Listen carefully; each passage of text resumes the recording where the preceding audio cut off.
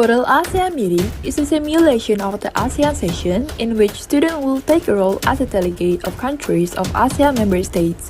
The Pertamina University has established this Model ASEAN Meeting since 2016. MAM UP was held offline until 2019. But during COVID-19 in 2020, we were making this event online to decrease the number of COVID-19.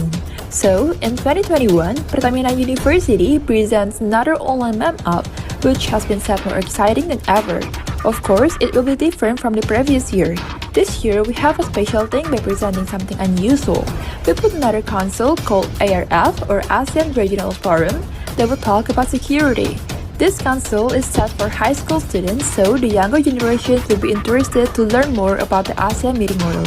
So, take a chance and stay tuned for our news information about MAM UP registration.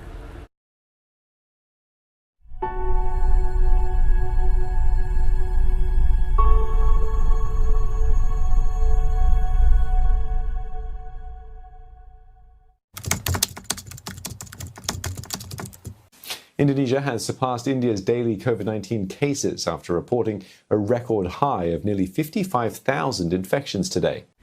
This pandemic already changed our behavior, our social life, and our economy. Every single aspect is affected by this COVID-19. Losing someone and something is not a new thing for us. People are trying to stand and escape from this pandemic. Wife, husband, workers, students, child, all of the people should unite to recover from this pandemic. It is like MAM UP 2021 granting connectivity as strategy on recovering from COVID-19. MAM UP 2021 proudly presents a Model ASEAN meeting that included ASEAN student aspirations for a better regional organization. Wearing your mask does not mean covering your idea. Come and join us.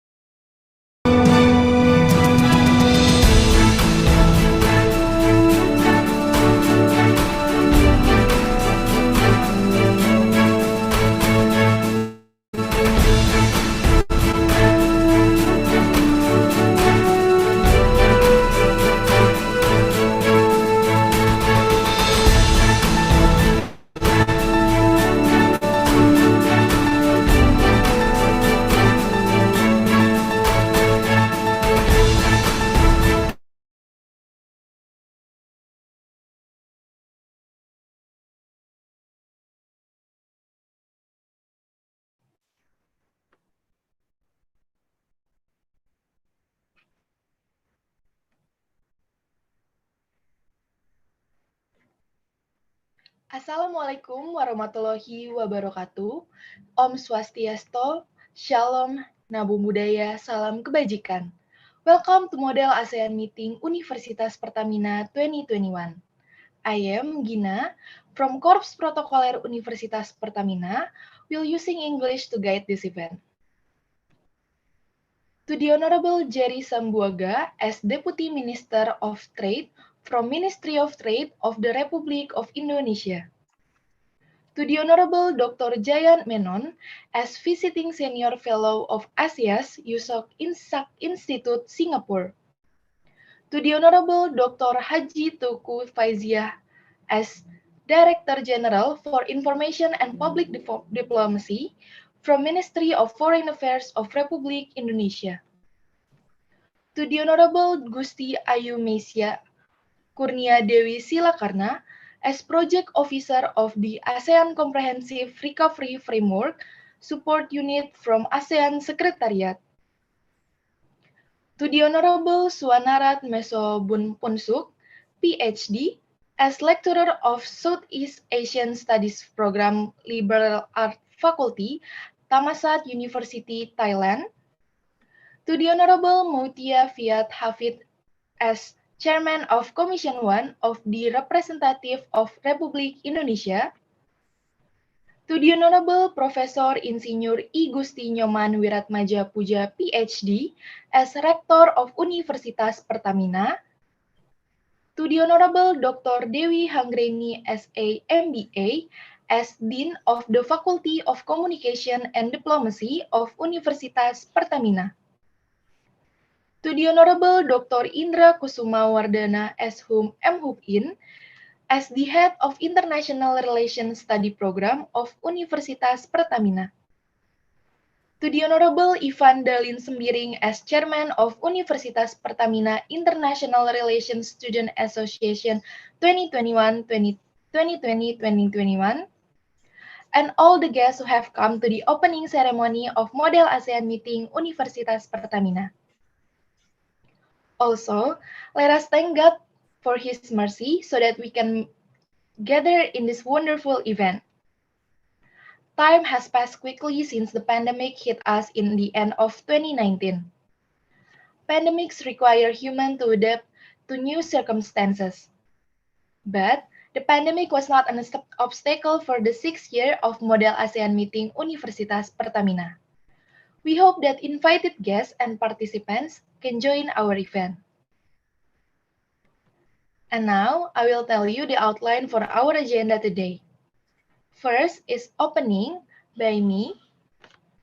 The second one is singing national anthem and March of ASEAN. Next, we will have a greeting speech. Fourth, we will see a cultural performance from Sanggar Tari Mega Bintang. And then we will move to the international webinar. First of all, may God bless our event, so this event will run smoothly until the last session. Now, I will tell some rules during the opening ceremony by video, so please watch carefully. And for the committee, the video please.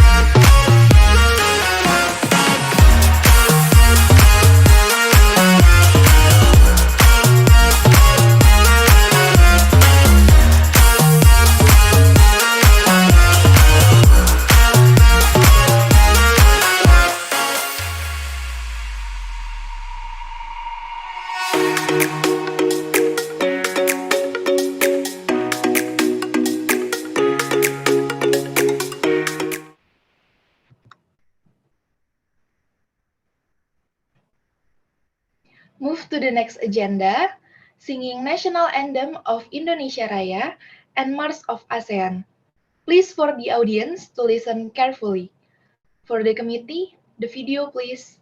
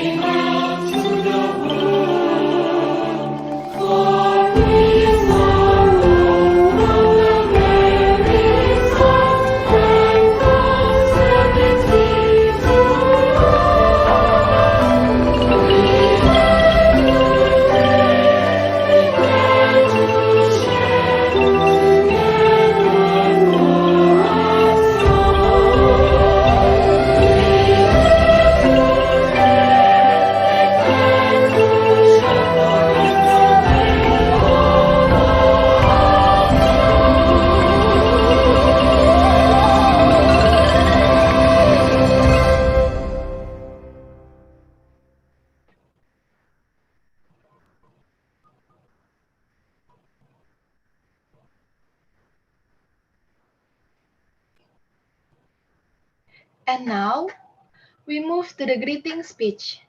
For the first greeting speech, please welcome Muhammad Alfian as Secretary General of Model ASEAN Meeting Universitas Pertamina 2021, but on this occasion, he will be represented by Bayu Damarian as Deputy Secretary General. Please, Bayu, time and screen is yours. Thank you, MC. Good morning to Honorable Professor Insinyur I Gusti Nyoman Wiratmadja, Dr. Dewi Hanggraini STMBA, and Dr. Indra Kusuma Wardana M.Hub.In, as the head of the International Relations Study Program, and all lecturers who take the time to come to this opening ceremony. I also thank the President of the International Relations Student Association, Ivan Dalin Sembiring, and to the invite guests from Corwil 1 who take the time to come. I thank the speakers who are present to provide their knowledge to the participants today. And lastly, I would like to thank the participants who come with great enthusiasm today. At the opening ceremonies this time, I'm not going to talk too much, but I just want to encourage all participants to be enthusiastic about participating in the MAM UP 2021 with the hope that each participant will get positive results and useful knowledge. After participating in MAM UP 2021, this is all from me. Thank you. Thank you to Bayu Damarian for the greeting speech. Next, please welcome Mr. Ivan Dali Sembiring as Chairman of Universitas Pertamina International Relations Student Association 2020-2021, but in this change, he will be represented by his vice, Nadia Dava Salsabila. Nadia, time and screen is yours. Thank you, MC. Assalamualaikum warahmatullahi wabarakatuh. Best wishes to all of us. Om Swastiastu, Namo Buddhaya, Salam Kebajikan. Praise and gratitude I pray to God for all the health and success that has been given to us so that we can gather and hold this event.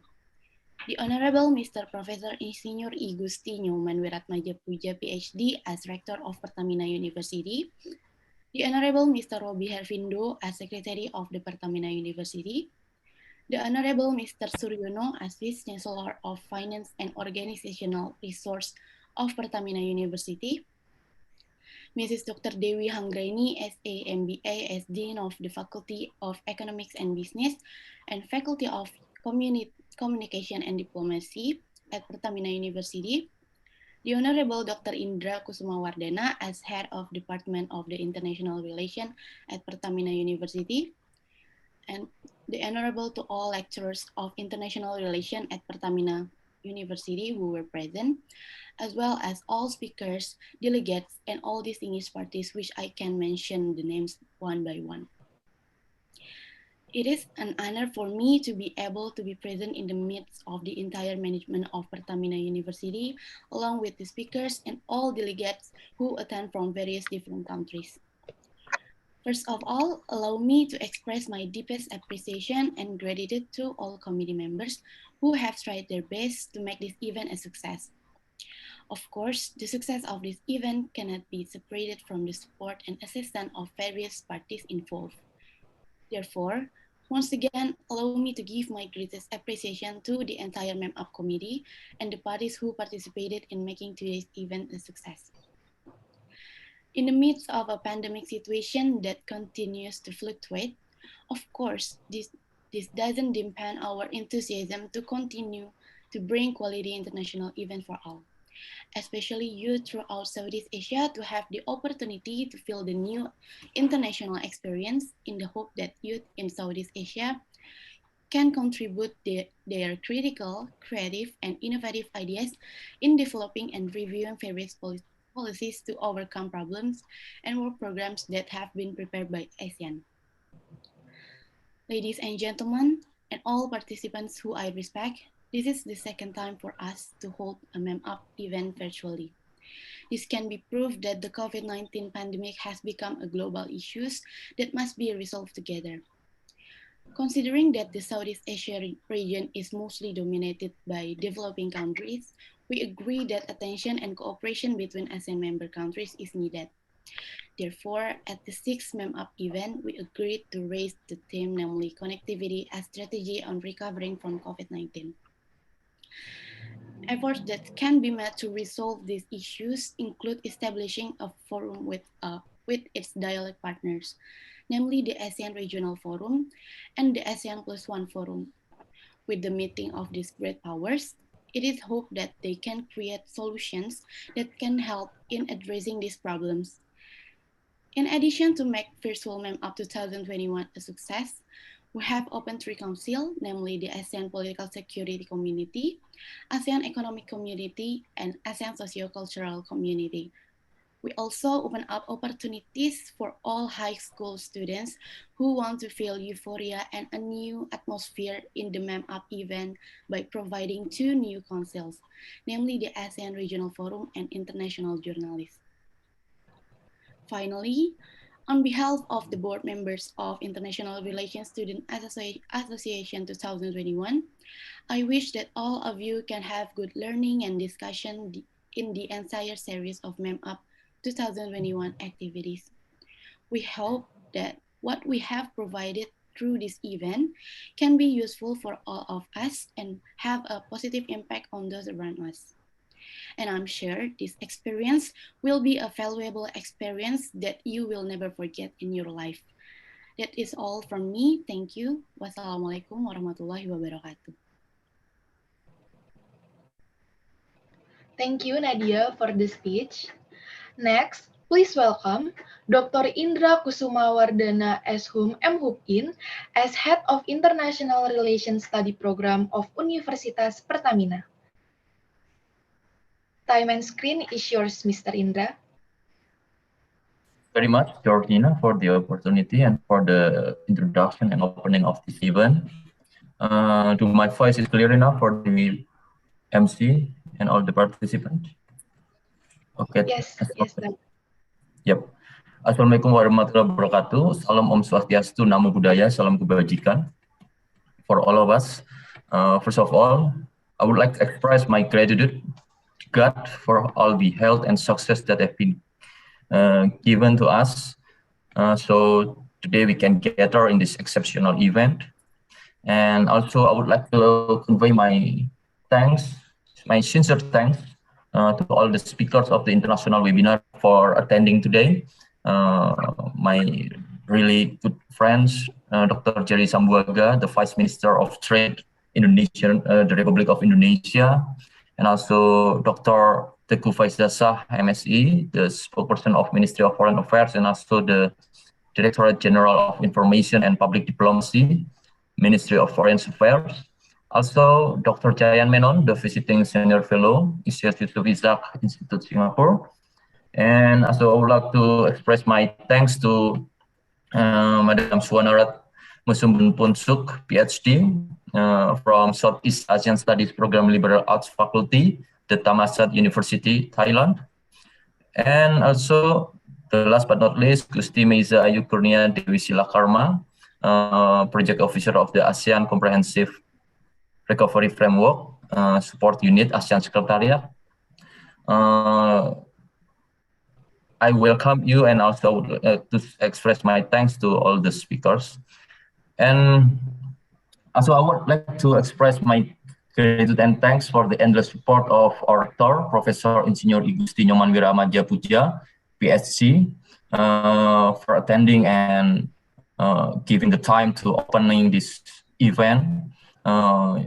His support is really the best motivation for us to excel and bringing an exceptional event for strengthening our university. And I would like to express my thanks as well to our beloved deans, Dr. Dewi Hanggraini, and also Madam Vice Deans, Dr. Farah Mulyasari, the Director of Student Affairs, faculty members, and representative from Student Association in University of Pertamina. And also sincere thanks to my colleague, my good friend Novita Putri Rudiani MA, as his best effort as a student counselor in International Relations Program, and all lecturers of International Relations Study Program, also all committees who have prepared the model ASEAN Meeting University Pertamina. I know how hard you work, and I know all the hindrance and obstacles to bring this event together, but you did it, and it's very good. I hope everything will be smoothly finished until the end of this event. And this is the 6th MAM UP 2021 as an international event that has been held for 6 years consistently by our department, from a national event, and we transform it into an international event that invited all the students and also speakers from regional ASEAN especially. And this year theme is connectivity as strategy on recovering from COVID-19. You know, the pandemic is is the challenge that every country in this world facing today. And it held virtually for the second time. Last year we did it for the first time, and this the second time.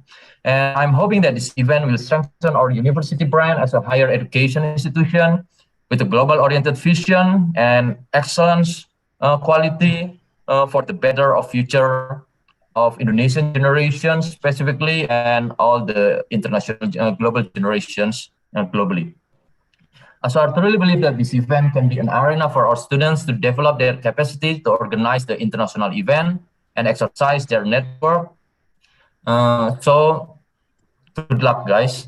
That is all from me. Thank you. Wassalamualaikum warahmatullahi wabarakatuh. Thank you, Dr. Indra, for the speech. Next, please welcome Dr. Dewi Hanggreni, SA MBA, as Dean of the Faculty of Communication and Diplomacy of Universitas Pertamina. Dr. Dewi Hanggreni, time and screen is yours.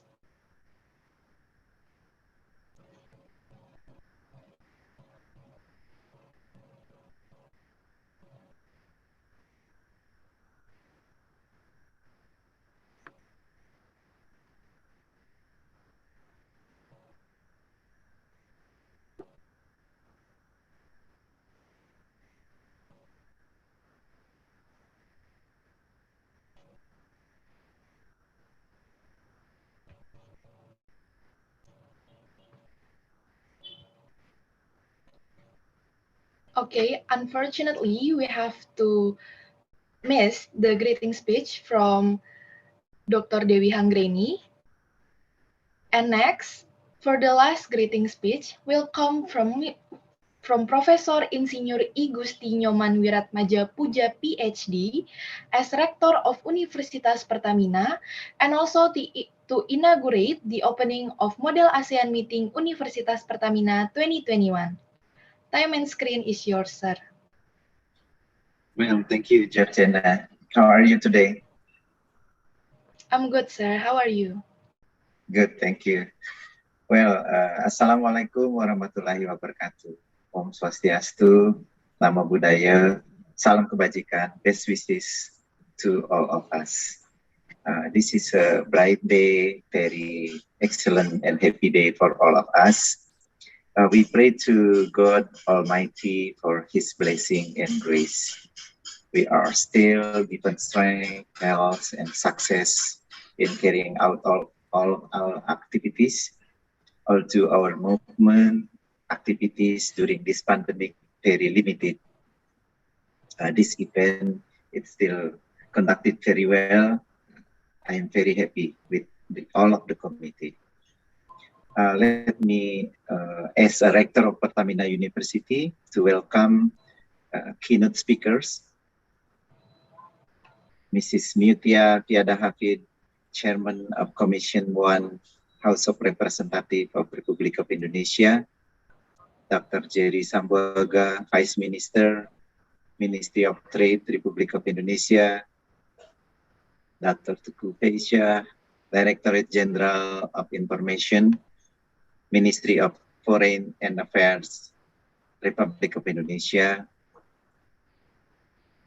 our fellow from abroad, Dr. Jayan Menon from Yusuf Ishak Institute, Singapore, Ms. Swanarat, PhD from Southeast Asian Study Program, Liberal Art Faculty, Thammasat University, Thailand, and also Ms. Gusti Ayu Meisa Kurnia, Project Officer from ASEAN Comprehensive Recovery Framework.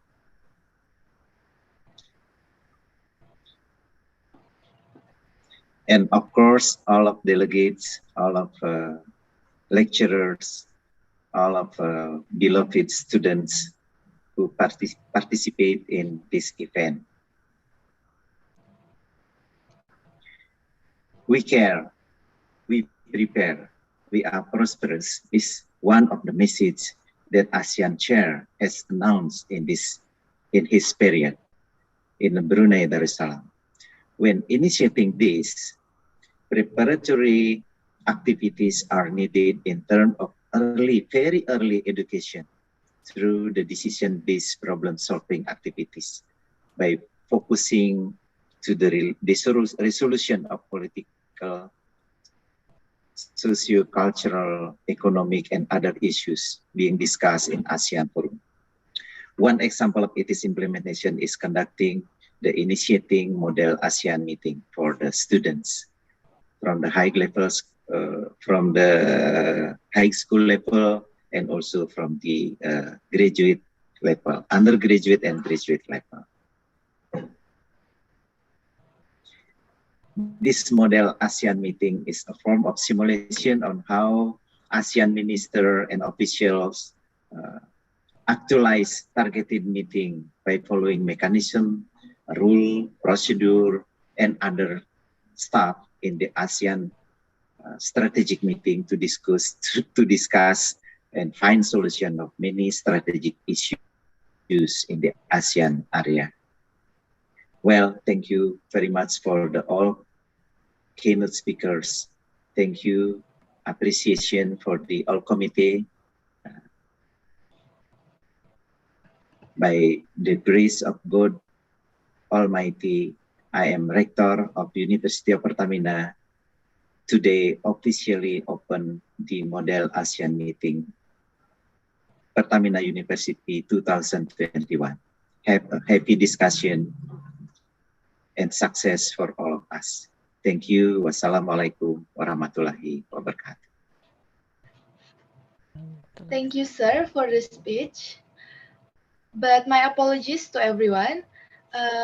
We actually already connected with Dr. Dewi Hanggreni for the greeting speech. So please, Dr. Dewi, the time and screen is yours. Okay, thank you. I'm so sorry. We have trouble with my connection.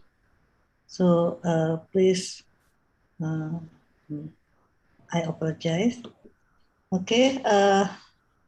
First of all, welcome to our great and fabulous speakers in this MAM meeting. For the prominent speakers, Bapak Dr. Jerry Sambuaga as a Vice Minister of Trade, Bapak Dr. Haji Teguh Faiza Shah, MSE, a spokesperson of Ministry of Foreign Affairs, Directorate General of Information and Public Diplomacy, Ministry of Foreign Affairs. Also for the international speakers, Mr. Dr. Jayan Menon, Visiting Senior Fellow ISIAS, Yusof Ishak Institute Singapore, and also for the Mr. Suan Narat, My Sombun Poksul, PhD, Southeast Asian Studies Program, Liberal Arts Faculty, Thammasat University, Thailand. Also for the Ibu Gusti Meisa Ayu Kurnia Dewi Silakarma, for the Project Officer of the ASEAN Comprehensive Recovery Framework, or ACRF, Support Unit, Asian Secretariat, Your Highness, the Chancellor of Pertamina University, Mr. Professor Wiratmadja, PhD, also Mr. Indra, Head of the International Relationships Study Program, also for the Ibu Farah Mulyasari, PhD, for the Vice Dean of the Faculty of Communication and Diplomacy, also for the Secretary of the IR Study Program, and all the invited guests, for the Vice Rectors, Deans, Vice Deans, Directors of Student Affairs, faculty members, and all representatives from Student Association. Assalamualaikum warahmatullahi wabarakatuh. Salam sejahtera, Om Swastiastu, Namo Buddhaya. God bless us. Alhamdulillah, thanks to the Allah's mercy and grace, we can all meet together here in this morning in the good health and in an atmosphere of happiness. I introduce myself. I'm Dewi Hanggreni as the Dean and the entire academic community of Faculty Communication and Diplomacy and also Faculty of Economic and Business, Pertamina University. We are very grateful for the presence of Mr. Prof. Wiratmadja, PhD, as the Chancellor of Pertamina University, also lecturers, invited honorary guests, and special thanks to the speakers who has been pleased to share their valuable knowledge and experience in the spectacular off-model ASEAN Meeting of MAM UP 2021. As we know that, as also mentioned by Pak Indra, previous speech, that MAM UP 2021 is the sixth event of Model ASEAN Meeting held by Department of International Relations, Faculty of Communication and Diplomacy, Pertamina University. Previous themes of MAM UP such as regionalism in the South China Sea, building Asian community towards regional energy resilience. MAM UP is an annual event which targets national and international undergraduate students in Southeast Asia and country partners such as India and Bangladesh. This model ASEAN meeting is usually started with webinar to give insight and knowledge for the delegates and other people who are interested to this issue. Last year, Model ASEAN Meeting was initiated with the first international webinar, which invited prominent speakers from high officials from Republic of Indonesia, as well as international speakers from international institutions such as ASEAN Center for Energy, AREA, University of Sydney, and Asian Foundations. The audiences of the webinar were also from Southeast Asia, China, and Africa. This year, MAM UP theme is Connectivity as Strategy on Recovering from COVID-19. MAM UP 2021 is still conducted virtually due to careful consideration of the global pandemic. And this year, today, MAM UP 2021 brings another special event called International Journalist Competition from High School Students. Therefore, the event is getting bigger by embracing wider scope of youth communities. The event is also started with journalism workshop from high influence media CNN. Once again, I would like to express my deepest gratitude to all those who have contributed and made this event a success. Finally, on behalf of Pertamina University, I apologize if there are shortcomings and mistakes in organizing this event. Thank you very much. Wassalamualaikum warahmatullahi wabarakatuh. Thank you so much, ma'am, for the speech. Next, move to the next agenda. We will see a great performance from Sanggar Tari Mega Bintang, the wonderland of Indonesia. Indonesia has much diversity, ranging from tribes, cultures, languages, foods, to dance. Indonesia itself has 34 provinces, where each province has its distinctive dance. In this video, the dancer tried to invite us to get to know more about Indonesia through dance. There are 8 provinces featured in this dance: Aceh, West Sumatra, DKI Jakarta, Central Java, Bali, South Sulawesi, East Kalimantan, and Papua. This is the wonderland of Indonesia.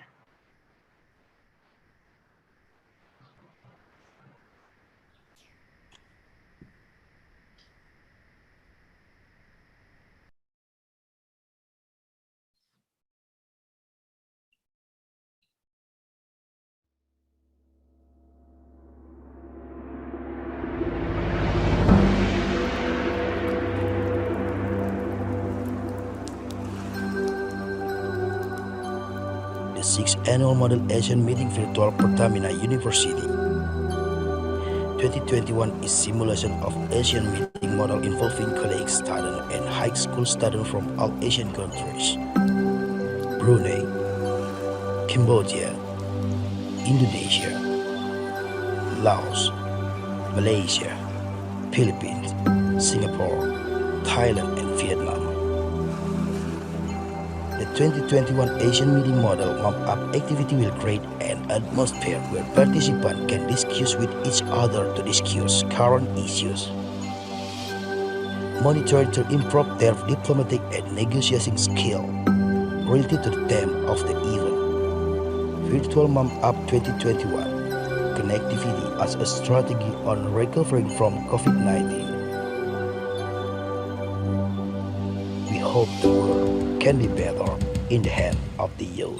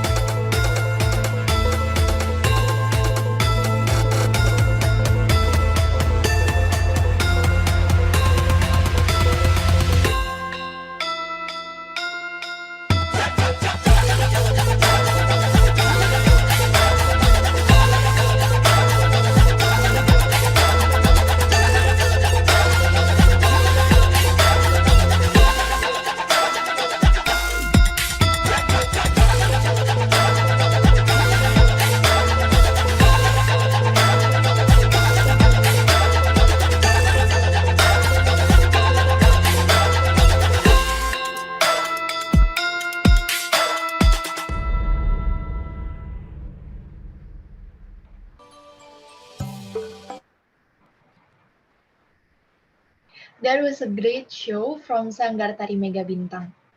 Next, we will move on to the next agenda, which is the international webinar. And for all webinar participants, we will give 7 minutes water break. All participants, please don't leave the meeting room, and we're going back after 7 minutes.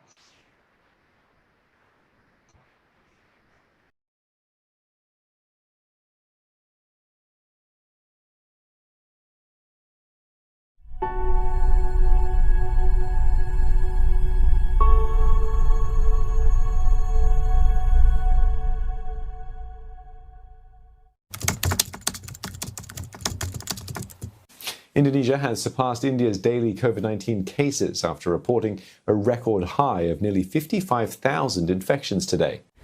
This pandemic already changed our behavior, our social life, and our economy. Every single aspect is affected by this COVID-19. Losing someone in something is not a new thing for us. People are trying to stand and escape from this pandemic. Wife, husband, workers, students, child, all of the people should unite to recover from this pandemic. It's like MAM UP 2021 granting connectivity as strategy on recovering from COVID-19. MAM UP 2021 proudly presents a model ASEAN meeting that included ASEAN student aspirations for a better regional organization. Wearing your mask does not mean covering your idea. Come and join us.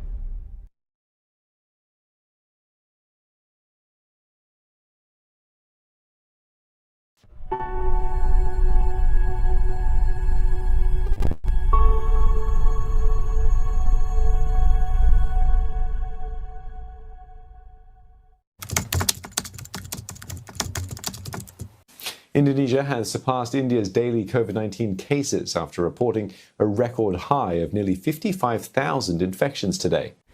This pandemic already changed our behavior, our social life, and our economy. Every single aspect is affected by this COVID-19. Losing someone in something is not a new thing for us. People are trying to stand and escape from this pandemic.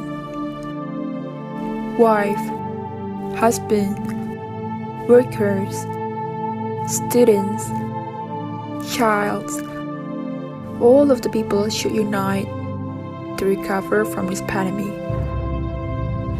It's like MAM UP 2021 granting connectivity as strategy on recovering from COVID-19.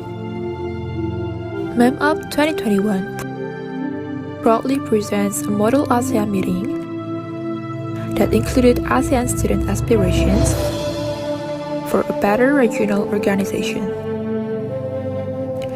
Wearing your mask does not mean covering your idea. come and join us.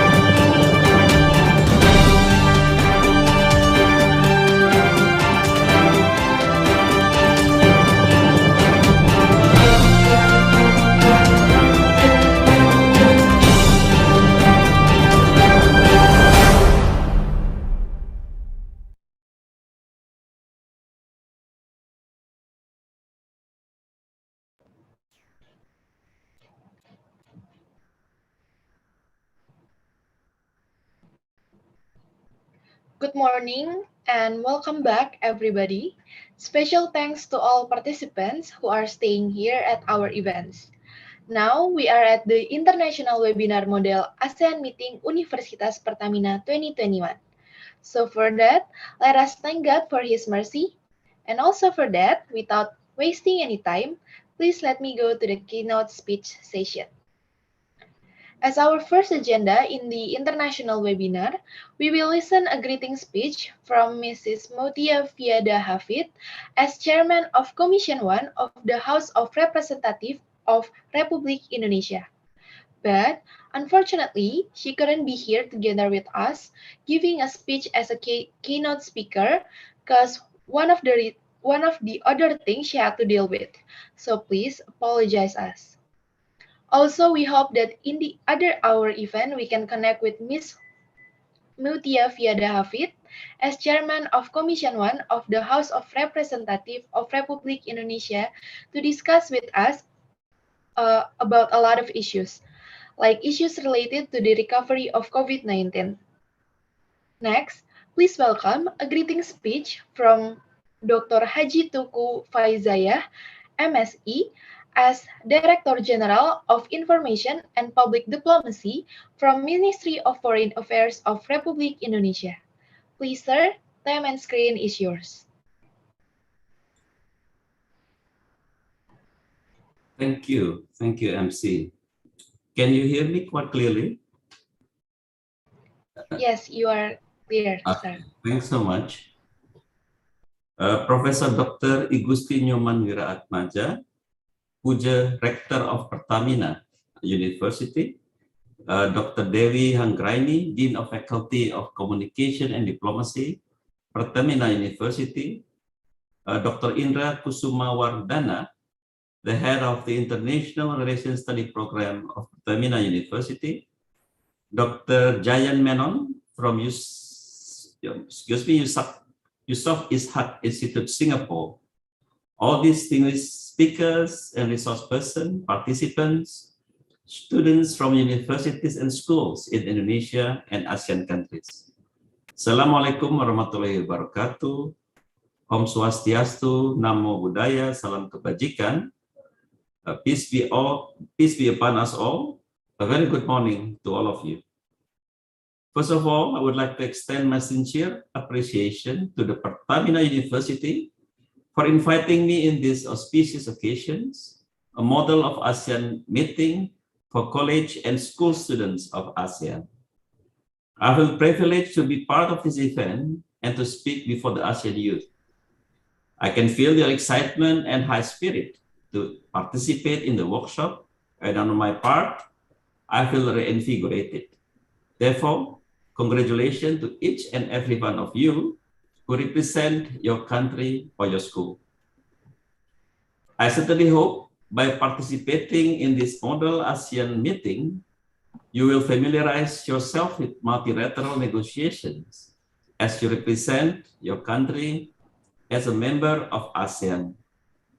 And equally important, I do hope you may also learn more about ASEAN in the course of the activities, such as its historical background, ASEAN strengths and capabilities, its ups and downs, and also on how ASEAN positions itself amidst an ever-dynamic geopolitical and geoeconomic landscape within which ASEAN operates, that is the Indo-Pacific. Distinguished participants, ladies and gentlemen, in this opportunity, I would like to highlight 3 important points. First, ASEAN continued to perform despite the challenges of pandemic. ASEAN, under the chairmanship of Brunei Darussalam, has just completed several important summits. The 38th and the 39th ASEAN summits, the special commemorative summit ASEAN-China, the 30th anniversary summit, and ASEAN +1 summits with India, Japan, South Korea, Australia, the US, Russia, China, the East Asia Summit, and the ASEAN +3 Summit. Although majority of the summitry and the ASEAN meetings this year were held virtually, they did come out with important commitment to enhance cooperation in various fields. I'd like to give you some illustrations. In the area of economic cooperation, there is an agreement to enhance digital economy, to enhance investment on digital infrastructures and e-commerce, and industrial transformations within ASEAN. Concerning health cooperations, there is a discussion to engage in a close cooperation in pharmaceutical sectors with India, Initiative for ASEAN Republic of Korea, Public Health and Vaccines, cooperation in transfer of vaccine technology with Russia, and many other things, many more concerning health sector. On the issue of sustainability, there is a discussion and commitment for greater investment on blue economy, and that is with China, and cooperation in bio-circular green economy with Australia. With regard to education, there is a commitment to increase scholarship in biosciences and biomedicines for ASEAN PhD scholars, and this is come out with the discussion with India.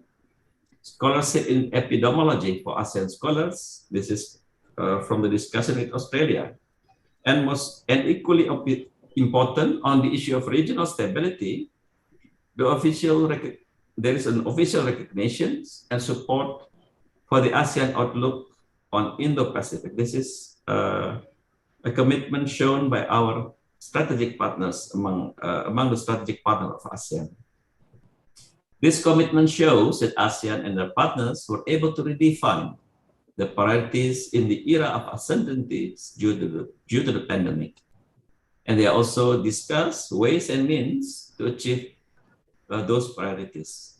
Clearly, to reach such a level of understanding and agreements involving so many actors shows that ASEAN continues to be relevant and respected by the international community. Distinguished participants, ladies and gentlemen, now I'd like to move to the second point of my presentation, which is Indonesia's contribution to ASEAN's cause in the year of 2021. At the urging of Indonesia, ASEAN leaders meet in Jakarta for a summit to discuss development in Myanmar. The leaders get together. Despite the pandemic, they travel all the way to Jakarta to discuss on how best to respond to the multitude of challenges posed and including for ASEAN principle following the military took over of the government in Myanmar. In response, the leaders in their meeting come up with 5-point consensus. While we have yet to see progress in the implementation of the 5-point consensus, Indonesia will remain steadfast in urging Myanmar to pursue them and in honoring the ASEAN consensus. As the coordinator of ASEAN-US partnerships, Indonesia organized a summit with the presence of all ASEAN leaders and the President of the United States of America. This is the participation of Myanmar at the time was not facilitated. The US and ASEAN have agreed to enhance cooperation in human capital development, crisis management, and sustainable energy. Moreover, both sides are eager to reinvigorate the trade and investment in leading industries. Distinguished participant students, the third point that I wish to discuss is the theme for this year's workshops: connectivity, a strategy on recovering from COVID-19. Discussing this theme is indeed exceptionally timely. We have been informed that one key priority of Cambodia as the ASEAN chairs for 2022 is to enhance physical and digital connectivity. Indeed, a good quality of connectivity will ensure ASEAN attractiveness as a dynamic hub for trade and global supply chains after the pandemic. As Indonesia will assume ASEAN chairmanship in 2023, Indonesia will try its best to align its priorities with Cambodia's. Indeed, Indonesia will also promote the 4 areas of cooperation under the ASEAN Outlook on Indo-Pacific. The 4 include maritime issues, connectivity, to achieve the UN SDGs, Sustainable Development Goals, and also on the area of trade and investment. All in all, acceleration of robust connectivity will facilitate a fast and swift economic recovery in ASEAN. Yet, to achieve them is not an easy task. It is, in fact, a complex task, and it is the responsibility of everyone, not just one member state or just head of states or particular groups. In fact, it is our collective duty to ensure we can recover strong together. That being said, this will also be your responsibility as the future leader of ASEAN, as you will carry the baton. You are the engine of our future society, the engine for robust economy, and of course, the engine for a stable democracy within the region. The founding fathers of ASEAN and the succeeding generation of ASEAN leaders have laid a foundation of peace and stability, as well as progressive economic growth and prosperity in our regions. The latest data in 2020 shows that ASEAN GDP combined was amounted to approximately 3.08 trillion US dollar, which makes ASEAN economy the 5th largest economy in the world after the US, China, Japan, and Germany. ASEAN is home for 650 million people, of which around 200 million are a strong middle-class economies. The ECS Singapore predicts that the number will reach around 350 million by 2023. This is something we need to observe due to the pandemic. But all in all, the figure correlates directly on how the world market will be shaped in the years ahead. The Economic Intelligence Unit's forecast shows that ASEAN will make 8.4% of total global trade by 2023, with average growth 4.3% in 2019. ASEAN is predicted to be the world's third largest economy in 2023. You may ask, what does this mean to you as the young generation?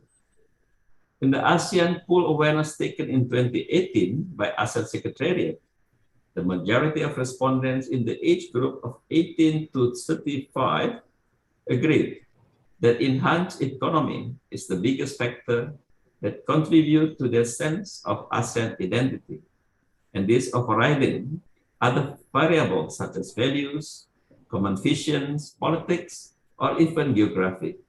That means a connected and sustainable economy is the key to a stronger ASEAN community. And with all the above backdrop, that strong, sustainable, and connected economies are now in your visibility. Finally, I do hope while doing role-playing of ASEAN meeting, you will keep in the back of your mind that one day you will be doing this in the real life. I'm confident that among participants in this virtual room, there are future leaders of ASEAN. And one day, you will look back to this day and pondering on how today your participation has helped shape your worldview, your attitudes, and your confidence. And I do hope that you will have fruitful seminars and an exciting workshop in model meeting. Finally, stay safe, and I thank you. Back to you. Thank you so much, Yeah. Mr. Tuku, for the insightful speech.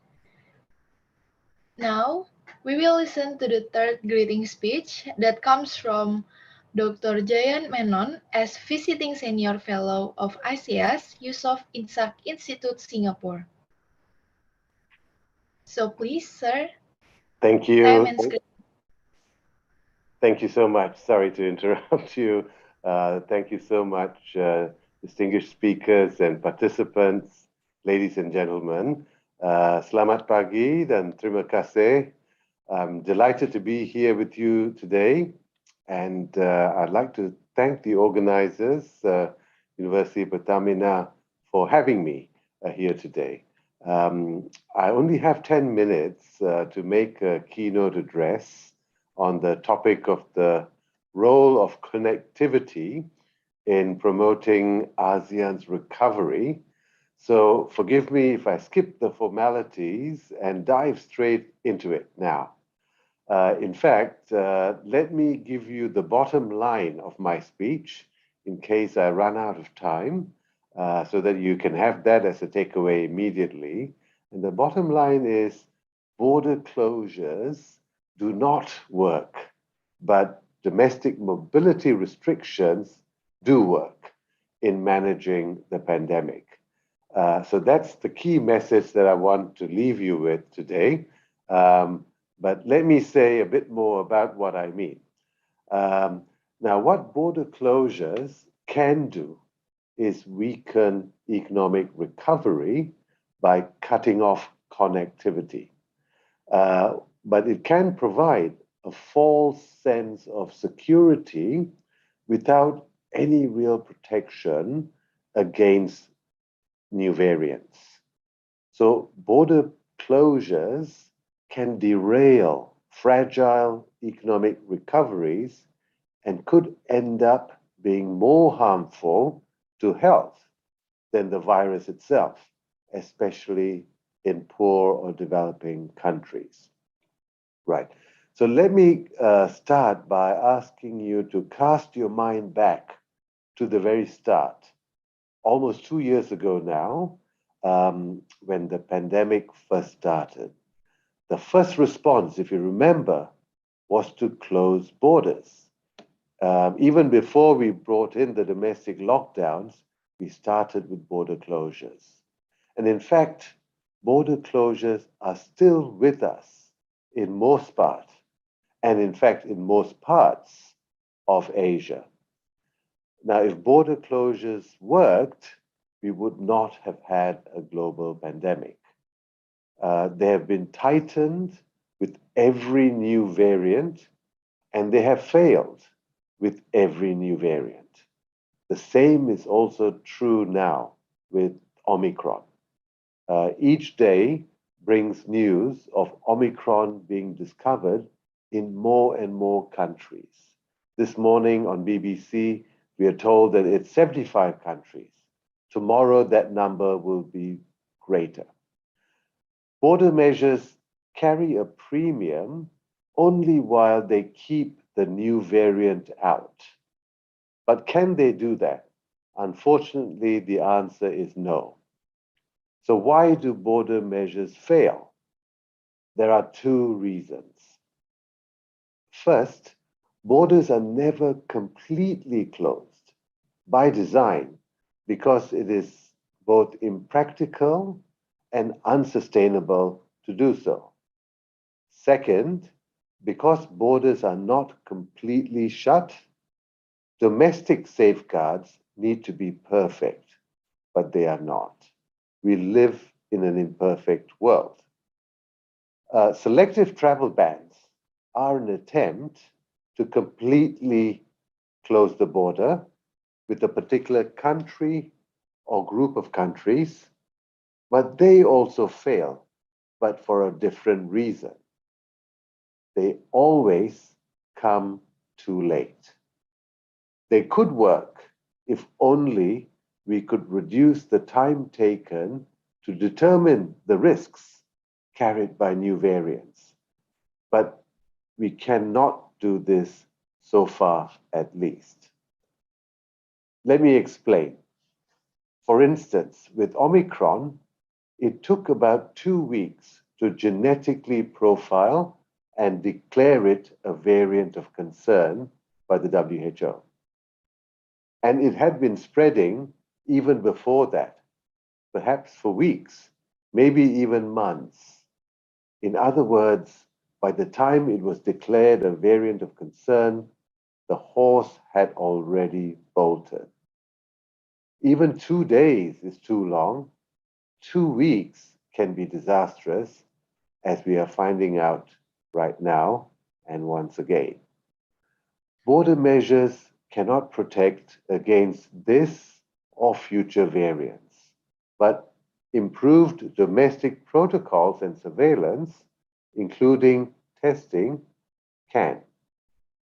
The more transmissible the variant, the lower the value or usefulness of border restrictions. In fact, it is almost impossible to import new variants in sufficient quantities to match domestic transmission when the variant is highly transmissible and already present in the community. In Singapore, for instance, where I work, the number of imported cases was a multiple of those spreading in the community before Delta struck. But now they are just a small fraction because of Delta's high transmissibility. Omicron is even more transmissible. We already know that. And it is already with us. It's just that we don't know it yet. The key challenge for governments is to balance health risks with economic considerations. This is sometimes referred to as the lives versus livelihoods trade-off. Once the balance between health and economy is struck, however, there are different combinations of domestic and border restrictions that can produce the desired economic outcome. So far, most of the actions to support the economy has focused on easing domestic mobility restrictions. Border restrictions have hardly featured in this calculation. In fact, because borders must remain mostly closed, the economic imperative has required so much domestic easing that health risks have risen sharply. This suggests that shifting the focus from border to domestic restriction for any given health economy trade-off would be beneficial. Such a shift would better address economic considerations while providing the best opportunity to contain community spread and avoid overwhelming the healthcare system, especially with the highly transmissible variants like Omicron. We know Omicron may not, we hope Omicron may not be as serious as the other variants, but the fact that it's so transmissible creates short-term risks to healthcare systems, and to contain that, We need to move the emphasis away from border restrictions to domestic restrictions if we are to contain this pandemic. Finally, we should recognize that the health versus economy trade-off is very different in developing countries. The debate has mostly been focused on developed countries where the conditions are very different. In developing countries like Indonesia and many other countries in ASEAN, fiscal resources are limited and even more limited now, and safety nets are not perfect. They are wanting. So lives and livelihoods are often one and the same thing, especially amongst the poor.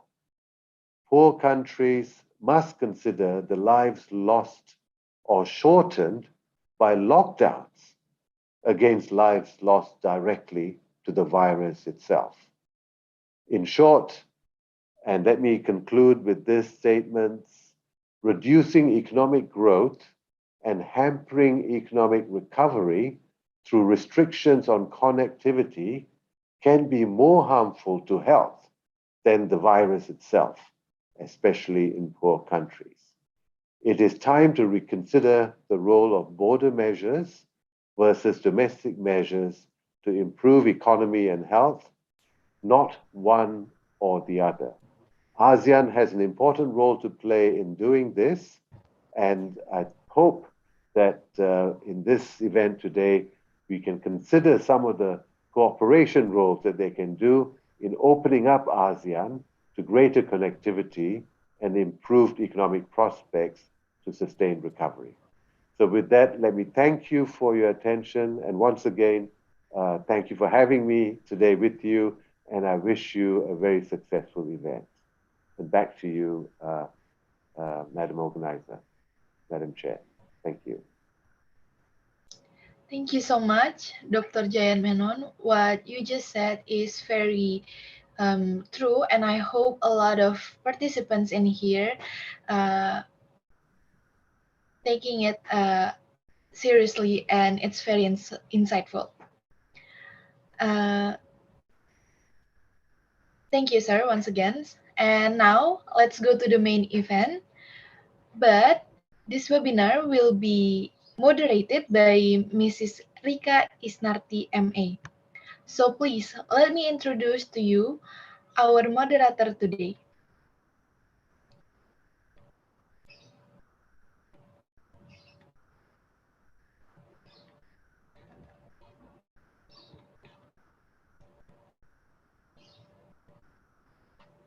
Mrs. Rika is a lecturer in the Department of International Relations in Universitas Pertamina, Indonesia. She has researches interest in diplomacy, cyber in international relations, and also the dynamic of international relations in Australia and Oceania. Recently, she focuses on public diplomacy and digital diplomacy. She pursued her master's degree in Flinders University in 2014-2015. She obtained her bachelor degree from Universitas Andalas with the same subject, international relations. In 2021, she gets international certified in quantitative researcher. Before joining Universitas Pertamina in 2020, she was a lecturer in Universitas Andalas and Universitas Terbuka Taiwan. She teaches some subjects like Introduction to International Relations, Diplomacy, International Relations in South America, Introduction to Political Science, and more. She had some outstanding grants, and Mrs. Rika is one of Taiwan's Ministry of Foreign Affairs Fellowship member, and also Australia Award Scholarship recipient that give her opportunity to continue her study in Australia. As a junior researcher, Mrs. Rika has many article publication about cyber and diplomacy. Her latest publication is a book chapter about Taiwan's soft power in Indo-Pacific as part of the book entitled Tinjauan Multi-Perspektif Indo-Pacific. She is one of editorial board member in several journal publications in Indonesia, such as Vetrian, Eligible, GCA, IJIR, and many more. For further information about her, can be contacted at rika.isnarti@Universitas Pertamina at universitaspertamina.ac.id. So please, Mrs. Rika, are you connected with us? Yes, Gina, I'm connected with you. Can you hear me quite clearly? Yes, I can hear you clearly, Mrs. Rika. How are you today? Are you ready to control the webinar? Thank you, Gina. I'm quite fine. I also hope you are doing very well there. Thank you. And I will give the time and screen to Mrs. Rika. Thank you, Gina, as a Master of Ceremony, and thank you for the introduction. Good morning, ladies and gentlemen. I'm Rika Isnarti, and I will act as your moderator of today's session in webinar. I'm very pleased to see you here and welcome all of you in this annual international webinar of Model ASEAN Meeting Universitas Pertamina. This webinar is conducted by Department of International Relations, Faculty of Communications and Diplomacy, Universitas Pertamina. To know more about our event, please follow us at our Instagram at mam.univpertamina, or you can visit our website at universitaspertamina.ac.id. This year's theme will be Connectivity, a Strategy on Recovering from COVID-19.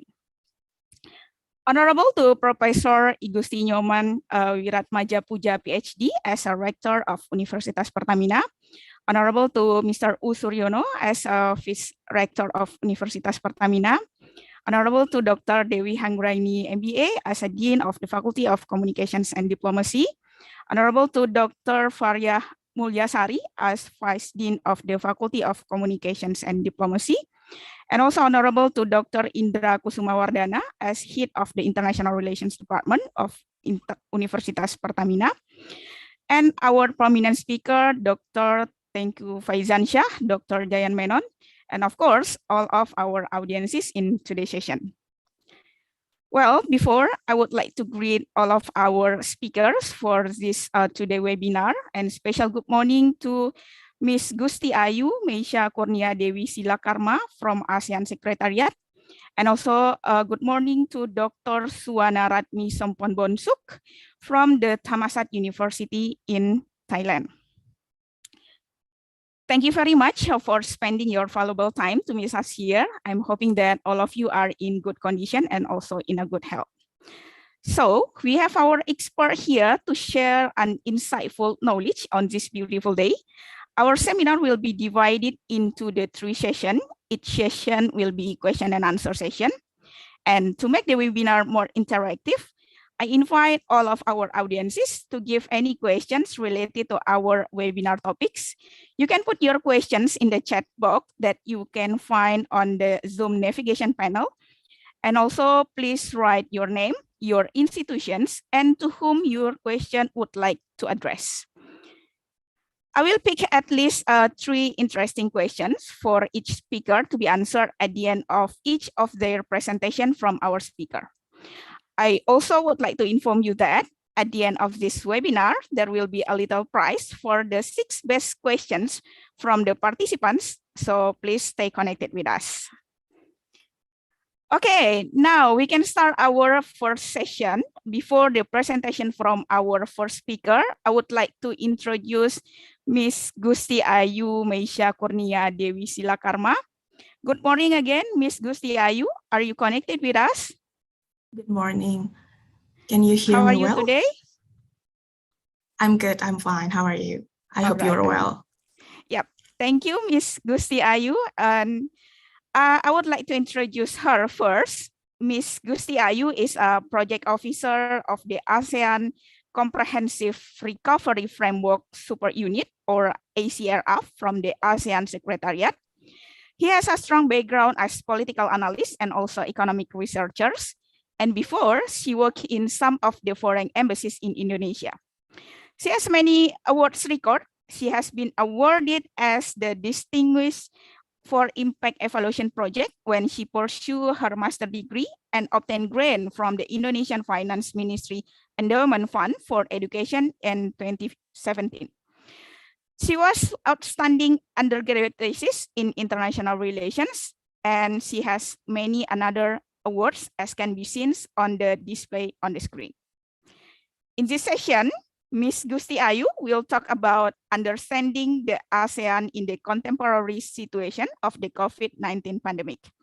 Ms. Gusti Ayu, I apologize. I have to remind you, you have about 30 minutes and I have to remind for the remaining time presentation. For the organizing committee, I hope you can assist Ms. Gusti Ayu for the share screen and another thing. All right, let's make our time effective. Please welcome Ms. Gusti Ayu to give her presentation. Ms. Gusti Ayu, are you ready now? Yes. Thank you, Ms. Rika. Good morning. So Ms. Gusti Ayu, the time and screen is yours. Thank you very much. Thank you, Ms. Rika. Before I start my presentation, I would like to convey my highest gratitude to Prof. Dr. Igustinyo Manwiratmadja Puja PhD, Director of Pertamina University, Dr. Dewi Hanggraini, the Dean of the Faculty of Communication and Diplomacy, Pertamina University, Dr. Farah Mulyasari, the Vice Dean, Dr. Indra Kusumawardana, the Head of International Relations of Pertamina University, Dr. Jayan Menon, Dr. Teguh Faizasyah, Dr. Jerry Sambuaga, and distinguished speakers. And also, I would like to thank the committee for inviting ASEAN Secretariat to share its COVID-19 recovery efforts. So can I ask the assistant from the committee to share my slides?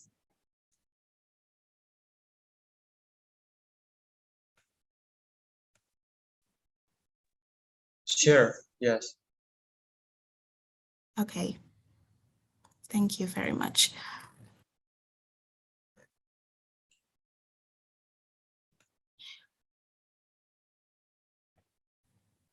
Thank you very much. So in our today's session, we would like to highlight 3 key points. So one, on the impact of the pandemic on the region. The second would be the ASEAN collective efforts to respond to the pandemic. And the third would be the specific efforts relevant to the connectivity, in particular on youth and digitalization. Next slide, please. Before we delve further to the pandemic, specific pandemic impact on the connectivity, we would like to delve a bit on the COVID-19 situation in ASEAN. So as of early this week, at least more than 14 million COVID-19 cases have been recorded in the region. So the distribution of the cases vary in the region. However, on the positive note, the sign of the reopening actually observable due to the subject of the pace of the vaccination. So as of early this week, more than 45% of ASEAN population have been fully vaccinated. This is actually in line with the WHO target to vaccinate at least 40% of population by the end of 2021. For the first dose vaccination, the figure is much higher. It stands at 57% by early of this week, by 12 December 2021. Next slides, please. So as Dr. Jayan Menon has been helpfully pointed out in his keynote speech, there are several impacts on the economic and economic growth is important to guide our recovery in the region. So we would like to delve a bit on the GDP growth or economic growth in the region. As we can see, similar to the global economic downturn, in 2020, our region witnessed a dip into -4%, while the reopening and the sign of recovery observable in this year and next year, subject to our pace of vaccination and also to the gradual economic recovery. So by this year, it is expected for the region to have economic growth around 3%.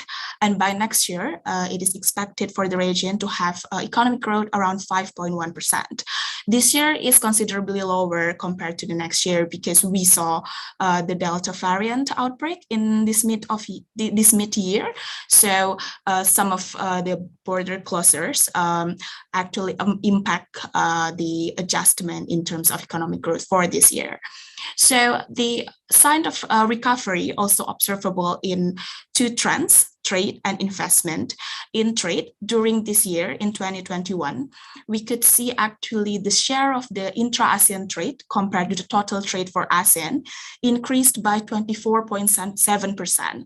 This share is considerably higher compared to the even pre-pandemic level, which fares around 20 to 22%. Even in the second quarter of 2021, the total trade volume reached more than $826 billion US.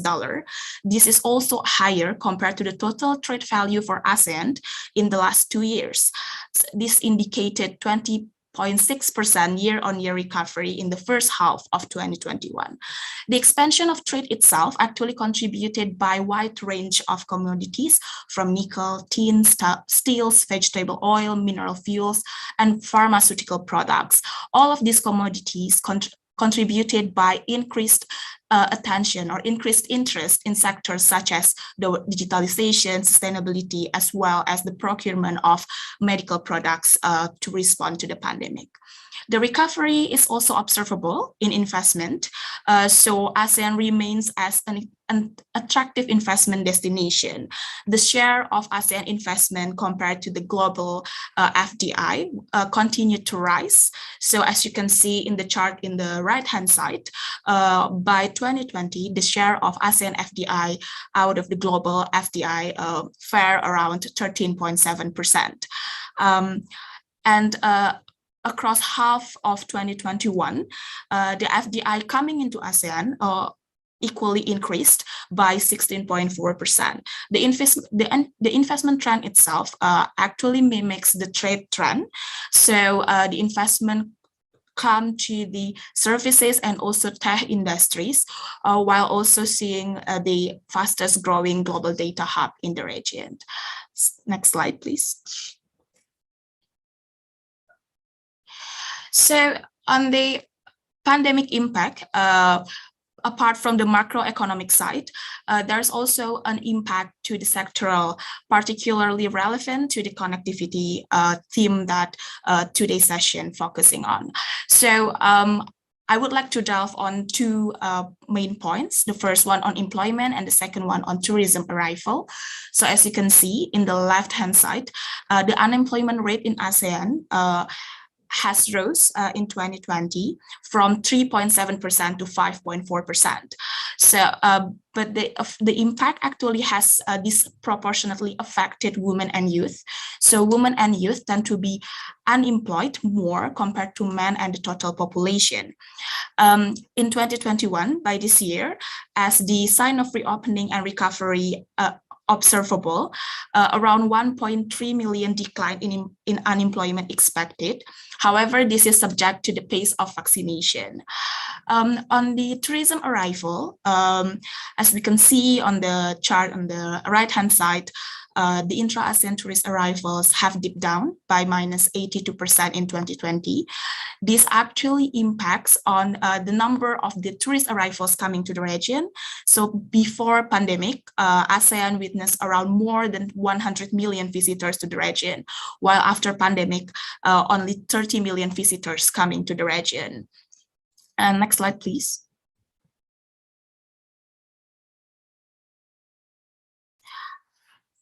However, on the positive note, with more people staying at home, the internet users penetration has grown. At least an estimated of 440 million people were interconnected in the region. Even this digital integration also helped MSME. So the digital consumers have grown significantly with 60 million people joining the digital economy, with MSMEs around 35% out of the early adopters MSMEs feel that without integrating their businesses into digital means, they would not be able to survive the pandemic. However, some of the challenges and our talks remained. So there are still several barriers for ASEAN population to digitize, range from poor and expensive internet, also lack of digital skills, and also poor and expensive devices, which are part of our connectivity focus in ASEAN. Next slide, please. So what are ASEAN efforts to respond to this series of pandemic impacts? So we have launched several of response and recovery. The first one would be COVID-19 ASEAN Response Fund. So COVID-19 ASEAN Response Fund serves as the pooling fund that has been contributed by at least 21 country partners and pooling $25.8 million to procure vaccines for the country most needed of vaccines distribution. We also have regional reserve of medical supplies for public health emergencies to stockpile important medical equipments and medical supplies to face the public health emergencies. The efforts not only stop on the stockpiling of the medical supplies, we also have ASEAN Strategic Framework on Public Health Emergencies serve as document to guide our public health emergencies efforts. We also have ASEAN Center for Public Health Emergencies and Emerging Diseases as our regional hub and also center of excellence to serve as guidance and to act to respond to public health emergencies and emerging diseases. We also have regional strategic and action plan on ASEAN vaccine security and self-reliance to ensure that ASEAN population would have a timely and equitable access while quality assured vaccines. And also we have ASEAN Travel Corridor Arrangement Framework, which will guarantee the resumption of essential business in post-pandemic recovery. And finally, and foremost, we have ASEAN Comprehensive Recovery Framework, which serves as our whole of community exit strategy to serve as the recovery from pandemic. Next, please. So we adopted ASEAN Comprehensive Recovery Framework and its implementation plan, ACRF, at the 37th ASEAN Summit or in 2020, mindful to the impact of the pandemic to the region. So we emphasize not only on the short-term measures, but we only intend to ensure the pandemic recovery in long-term resilience. To sustain the support and momentum, we also liaise with relevant sectoral bodies across the region to implement, collaborate, and coordinate. ACRF has 5 broad strategies focusing on health system, human security, as intra-ASEAN market and broader economic integration, inclusive digital transformation, and also sustainable and resilient future.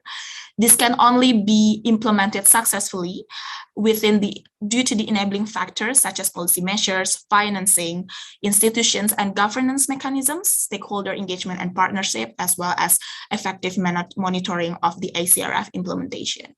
Next, please. So this is our house chart. So we have around 40 key priorities within ACRF, documented more than 180 initiatives to address the impact of the pandemic, especially the disproportionate effect on underserved communities. In addition, we are mindful that the effect for the underserved communities cannot be recovered without the focus on the connectivity side. So ICRF also have several initiatives to prioritize and gear recovery in the areas of people's mobility, resilient supply chain, and also urban and infrastructure sustainability, which I will delve further in my presentation. Next slides, please. So going forward, I would touch base on several key initiatives across 5 broad strategies to sensitize you what ACRF focusing on and what ACRF prioritize to ensure the recovery in the region. So for the first broad strategy 1 on enhancing health system, we have several initiatives that several others I already touched base in the beginning of my presentation. So apart from ensuring the vaccine supplies through the regional strategic and action plan for ASEAN vaccine security and self-reliance, as well as ASEAN Center for Public Health Emergencies and Emerging Diseases, we also have several initiatives on training health professionals through ASEAN EOC Network on Public Health Emergencies, as well as ASEAN +3 Field Epidemiology Training Network. This is supported by our partners to ensure that the health professionals equipped in responding to public health emergencies. We are also aware that information and timely dissemination of data is important in pandemic. Therefore, we have ASEAN Biodiaspora Virtual Center, which supplies the timely dissemination of data during this pandemic across ASEAN region. We also have initiative on ASEAN Genomics Project to sequence virus and ensure that our efforts are guided by scientific basis. Next, please. On broad strategy 2, we actually emphasize on disproportionate effect of the pandemic on the human security side.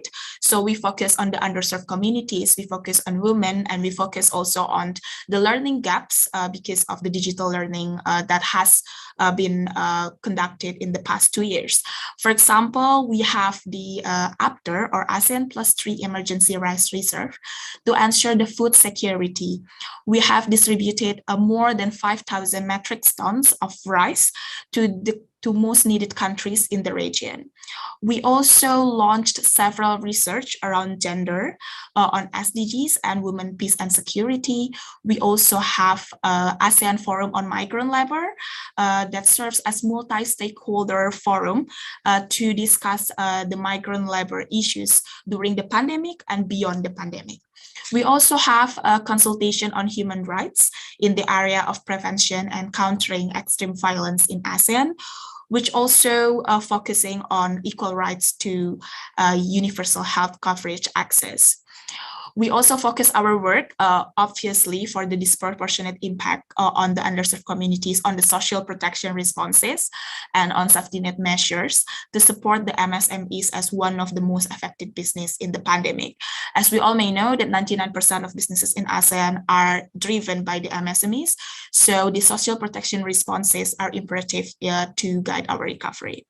We also have initiatives on protection of migrant workers in crisis situations. We also acknowledge the learning gaps that has been endured by students due to the shift to the digitalization. So we have the initiatives to adjust curricula in post-COVID future of work and also towards TVET. Next slide, please.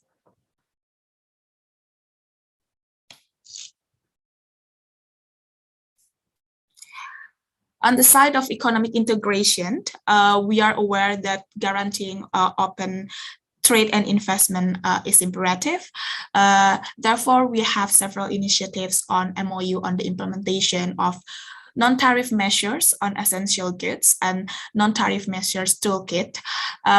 We have eliminated more than 250 tariff lines on agricultural products and medical products, which important to our recovery in the region.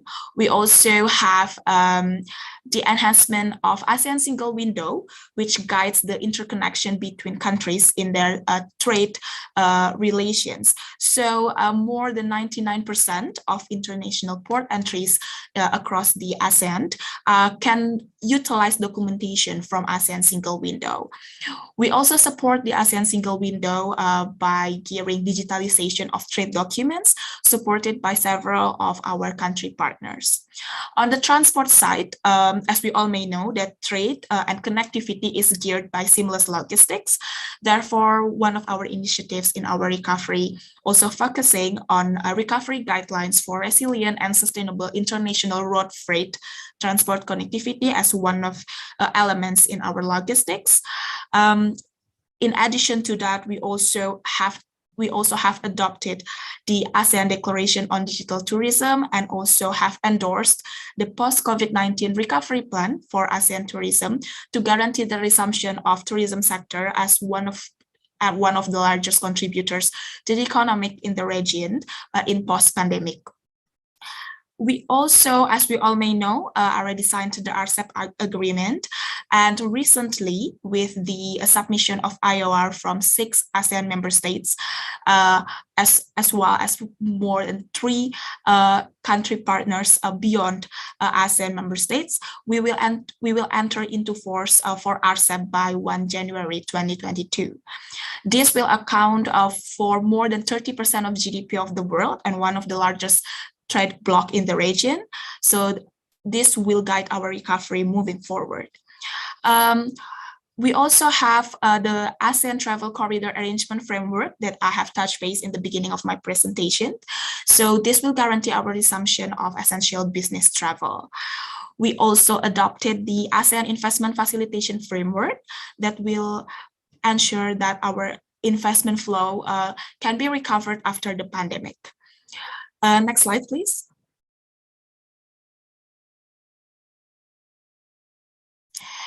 On the side of digital transformation, we focus the digital penetration on the MSMEs business, underserved communities, and also the ASEAN community as a whole. For MSMEs, we have ASEAN Access website that has just been launched on 16 June 2021. So the ASEAN Access actually market international oriented SMEs to expand their market access. We also enhance the ASEAN SME Academy to supply the online digital related contents that can be accessible for SMEs to equip themselves with additional beneficial skills. We also have Go Digital ASEAN. This is leaning more to equip digital skills for underserved communities. We intend to train around 200,000 underserved communities from disabled, from women, youth, and other vulnerable communities. As of October 2021, we have trained more than 118,000 underserved communities across ASEAN. We also launched our flagship report on ASEAN Digital Integration Index to measure how different ASEAN member states fare in their digital capacities, skills, and also in the institutional arrangement to support digitalization. We also gear to see the civil service modernization through the ASEAN Statement on Promotion of Good Governance and Acceleration of an Agile Civil Service in a Digital Economy. Most importantly, we have adopted the consolidated strategy on the 4th Industrial Revolution. This consolidated strategy will guide ASEAN community strategy towards the digital transformation. Apart from the MSMEs and our focus on increasing digitalization in the region, we also promote financial inclusion, data protection, as well as the smart manufacturing in our post-pandemic recovery efforts. Next slide, please.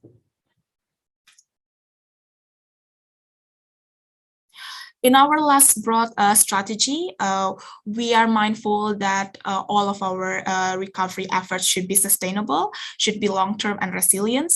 Therefore, we focus on several of initiatives that can ensure our initiatives can be long-term resilience.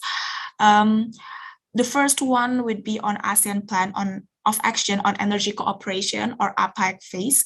So this ASEAN plan focusing on ensuring the region to have renewable energy and energy efficiency initiatives in plan.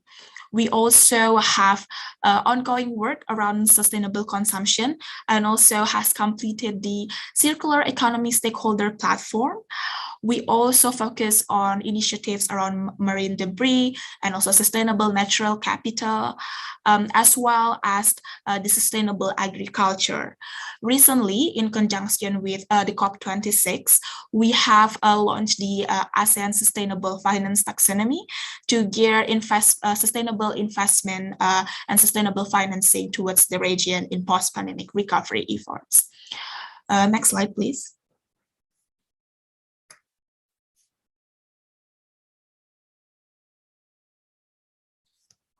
So on the side of the connectivity, we have also several initiatives. As we all may know that the connectivity in ASEAN addresses several main pillars, especially the the people-to-people mobility, institutional and physical connectivity. So in our initiatives in ACRF, we focused on the trade routes and product groups, the infrastructure discussion for future infrastructure, as well as the sustainable urbanization. So one of the initiatives in ACRF on connectivity touch base on an integrated approach to development of trade routes, as well as developing the ASEAN database on trade routes and product groups. So we could see the common priorities and the bottlenecks of the trade across the region. And from there, we could provide recommendation to respond to these bottlenecks.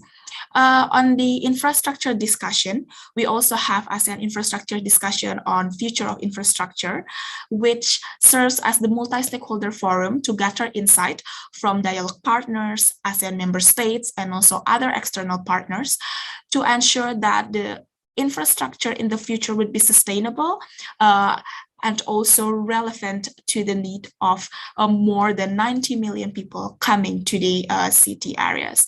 With this, on 6 to 8 October this year, we have held ASEAN Sustainable Urbanization Forum, which serves as multi-stakeholder platform for knowledge sharing and policy development in ASEAN with the focus on recovery efforts.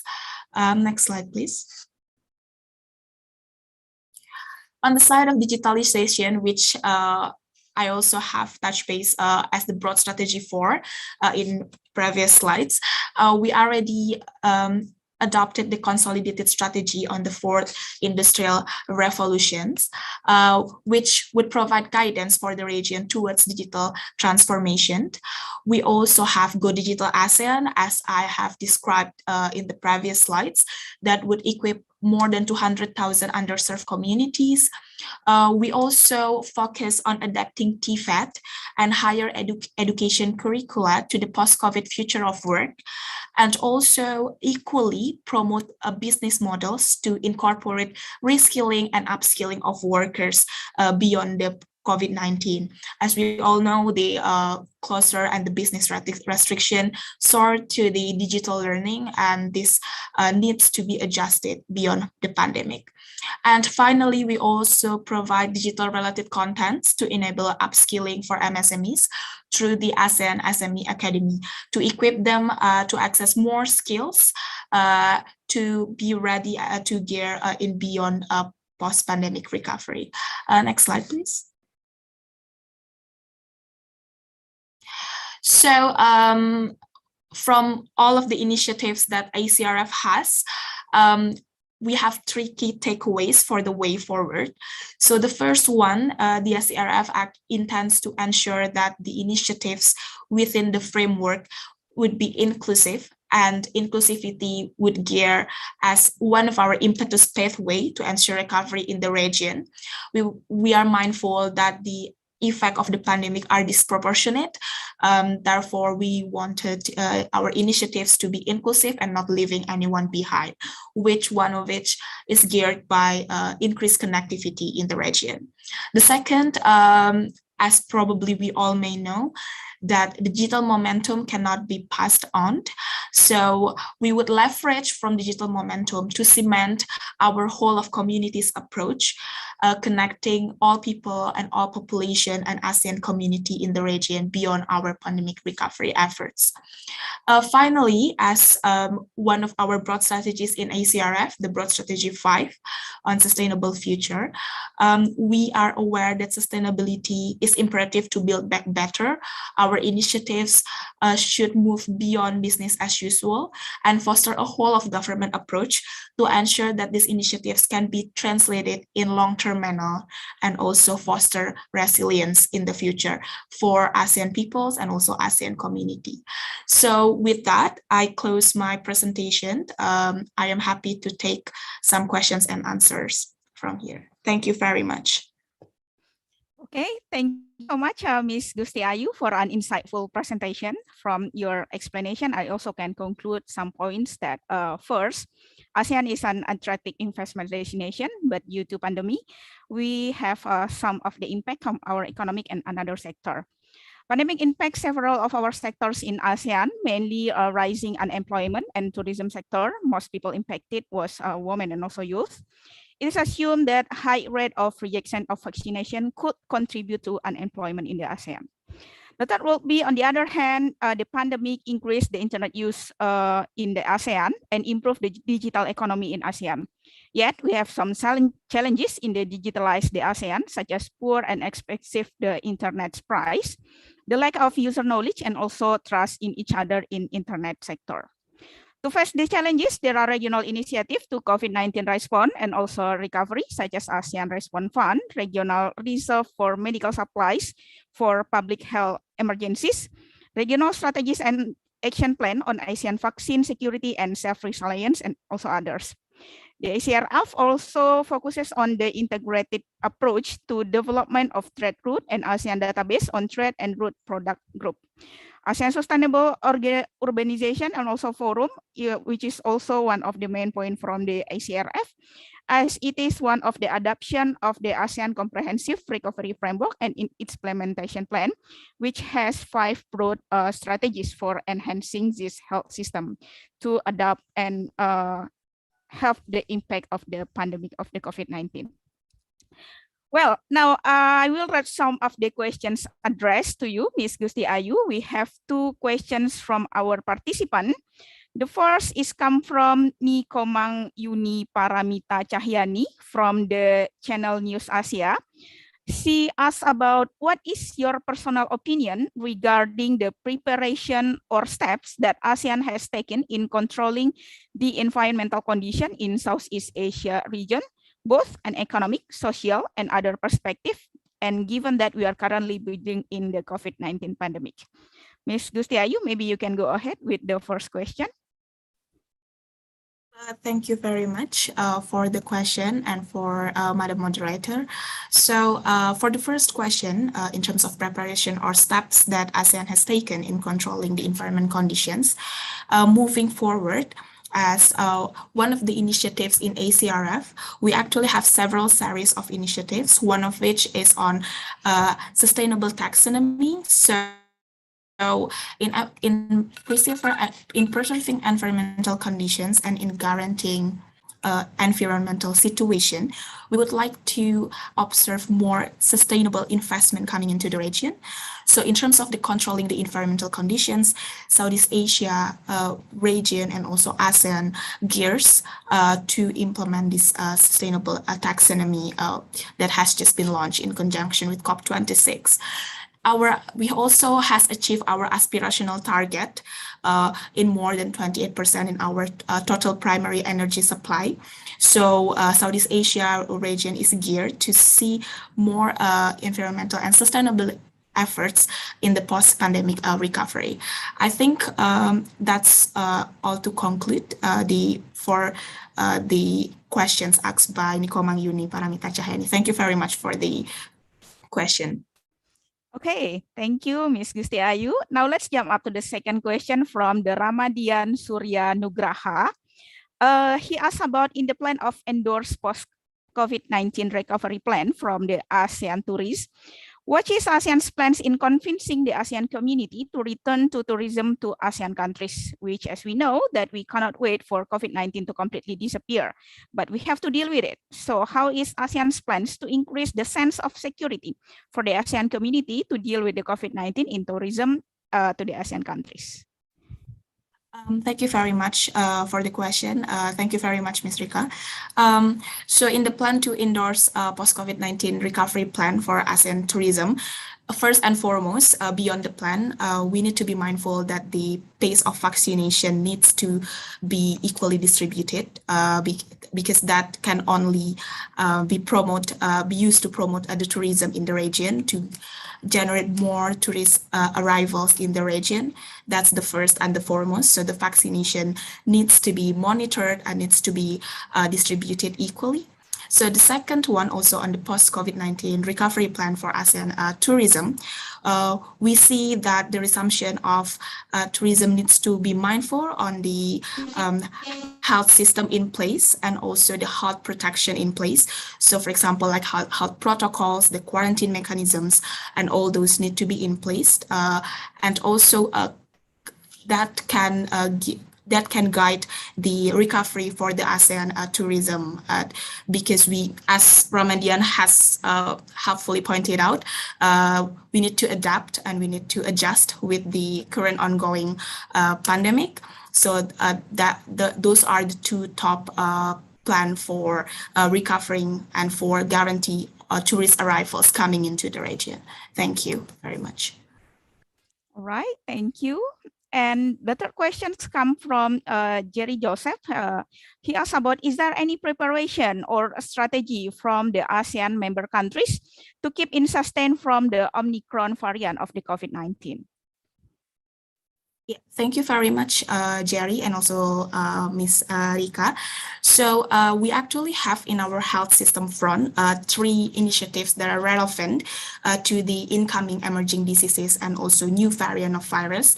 The first one would be the ACPID, or the ASEAN Center of Public Health Emergency and Emerging Diseases.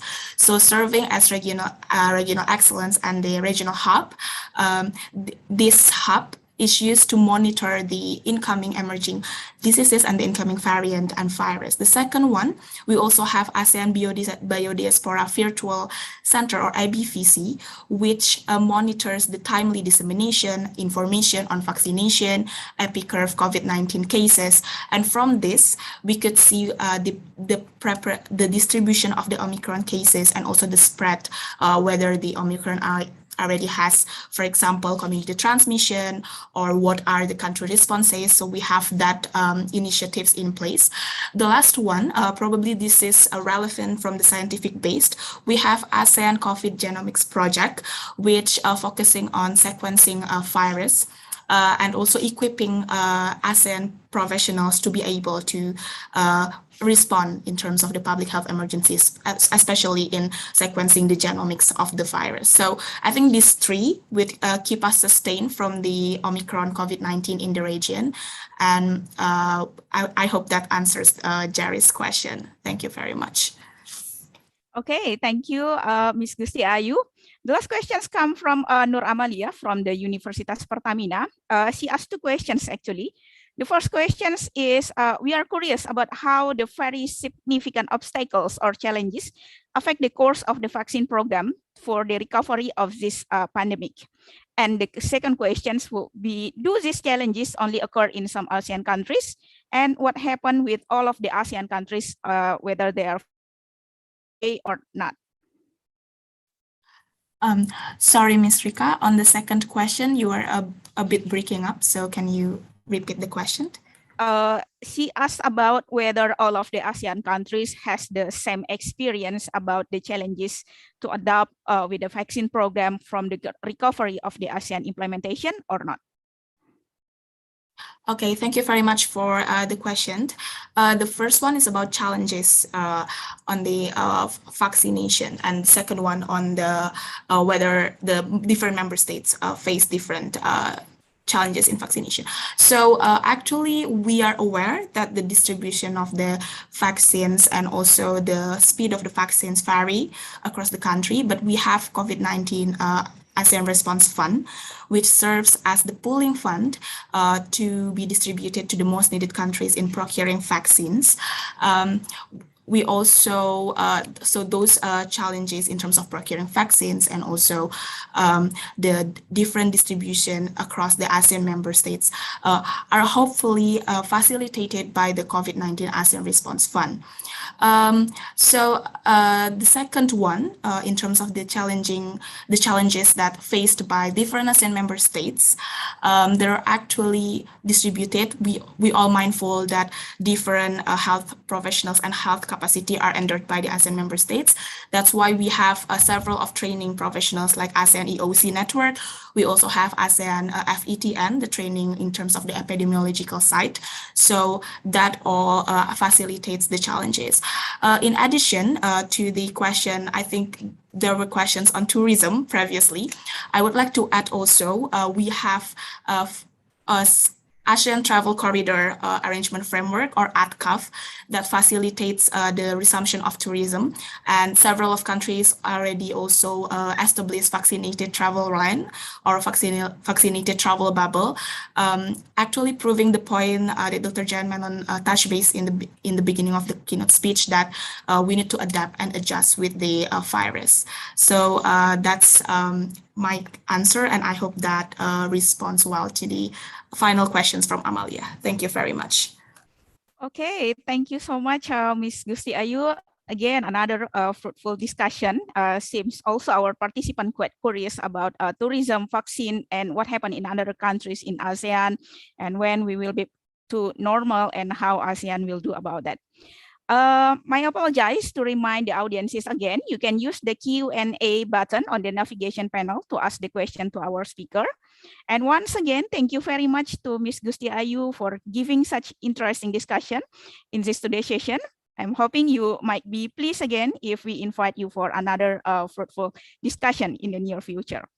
Well, before our end your session as the first speaker, I would like to ask you to say something or give a short testimony about our event today. Please, Ms. Gusti Ayu. Thank you very much, Ms. Rika. So we are pleased actually to see the interest from Universitas Pertamina on the ASEAN Secretariat Recovery efforts. Connectivity is one of the important elements in recovering our region. So moving forward, from today until 20 December, we from ASEAN Secretariat wish you a successful event and successful discussion.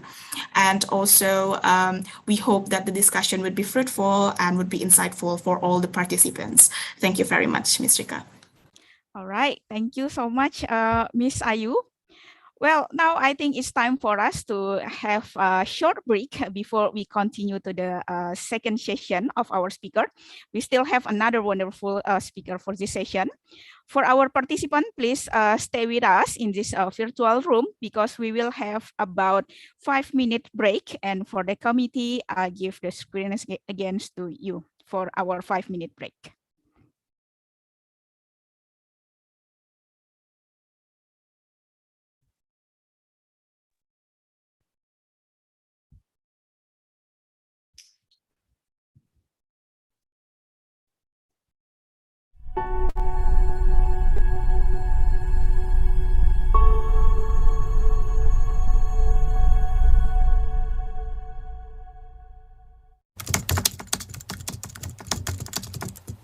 Indonesia has surpassed India's daily COVID-19 cases after reporting a record high of nearly 55,000 infections today. This pandemic already changed our behavior, our social life, and our economy. Every single aspect is affected by this COVID-19. Losing someone in something is not a new thing for us. People are trying to stand and escape from this pandemic. Wife, husband, workers, students, child, all of the people should unite to recover from this pandemic. It is like MAM UP 2021 granting connectivity as strategy on recovering from COVID-19. MAM UP 2021 proudly presents a model ASEAN meeting that included ASEAN student aspirations for a better regional organization. Wearing your mask does not mean covering your idea. Come and join us.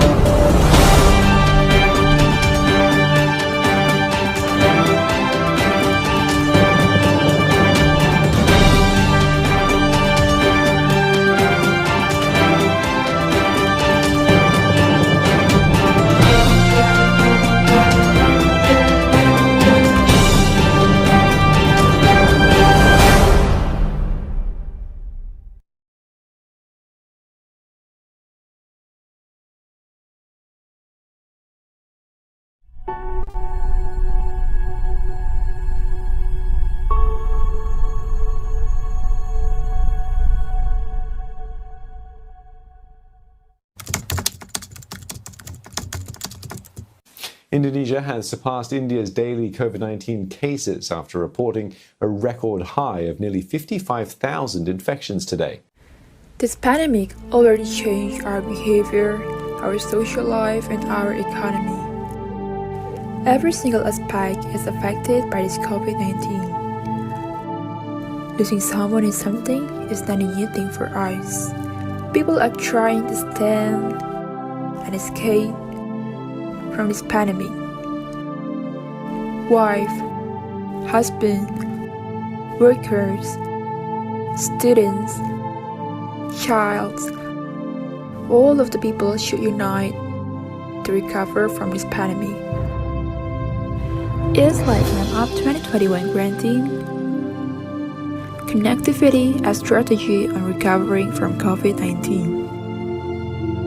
MAM UP 2021 proudly presents a model ASEAN meeting that included ASEAN student aspirations for a better regional organization. Wearing your mask does not mean covering your idea. Come and join us.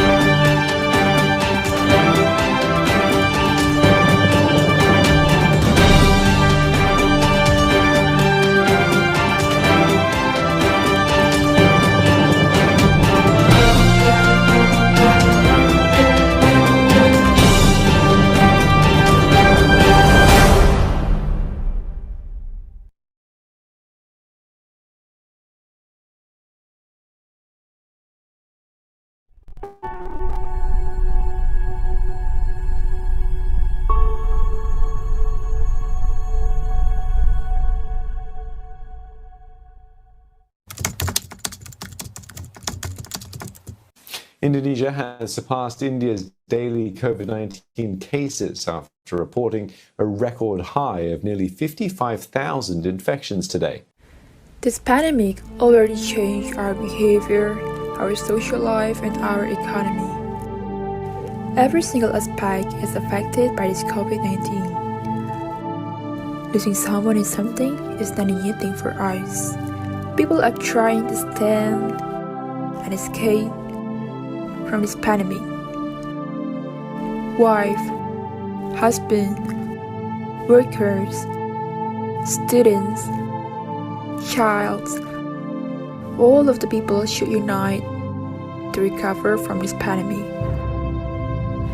It is like MAM UP 2021 granting connectivity as strategy on recovering from COVID-19. MAM UP 2021 proudly presents a model ASEAN meeting that included ASEAN student aspirations for a better regional organization. Wearing your mask does not mean covering your idea. Come and join us.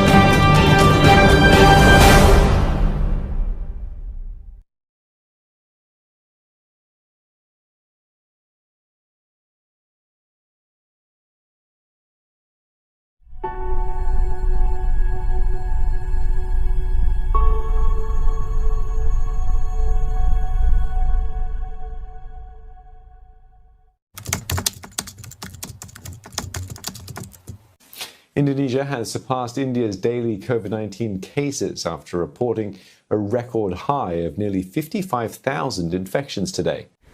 This pandemic already changed our behavior, our social life, and our economy. Every single aspect is affected by this COVID-19. Losing someone and something is not a new thing for us. People are trying to stand and escape from this pandemic. Wife, husband, workers, students, child, all of the people should unite to recover from this pandemic.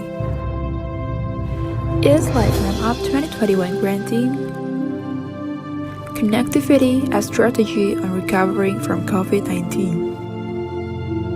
MAM UP 2021 proudly presents a model ASEAN meeting that included ASEAN student aspirations for a better regional organization. Wearing your mask does not mean covering your idea. Come and join us.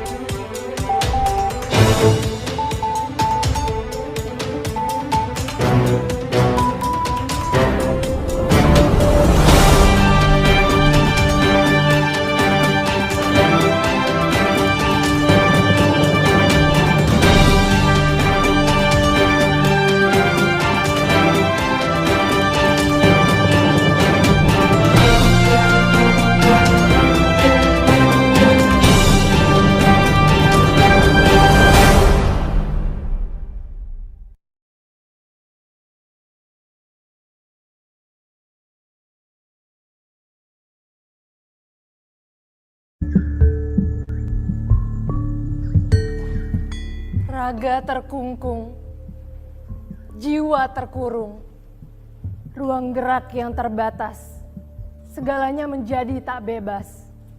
Manusia harus bertahan di bumi yang kian rentan. Kita harus bersusah payah, tak ada jaminan hari esok lebih aman. Tak ada yang tahu, mungkin esok lebih kacau. Pandemi renggut kebebasanku, tapi tak redupkan semangatku. Meski tertatih, aku tetap berlatih. Meski terkilir, prestasi tetap kuukir. Kusingkirkan keraguan, kuhadapi ketakutan.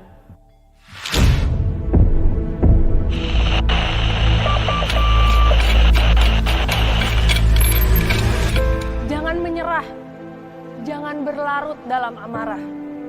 Tak apa mengeluh, asal semangat tak ikut luruh. Tak apa jika kau gagal, kau masih yang terhandal. Memang tak mudah, namun mencoba tak pernah salah.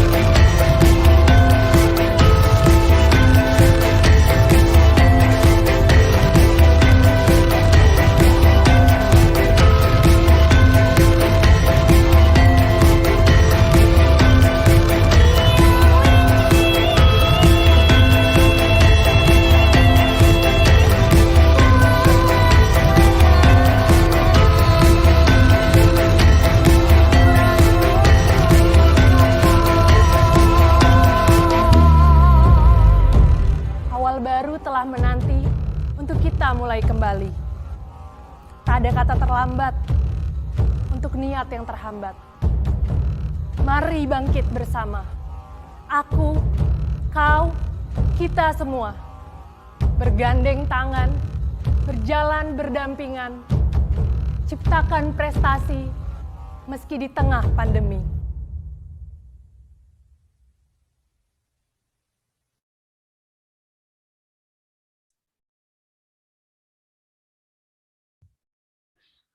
All right, welcome back, ladies and gentlemen, and all of our participants for today's international webinar. Before we move to the second speaker, I would like to greet our audience from our YouTube channel, as this event is also streamed lively on our YouTube at MAM Universitas Pertamina.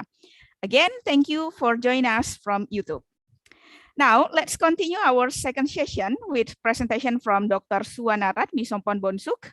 For our audience who would like to ask Dr. Suwanarat, please use Q&A button on your navigation panel.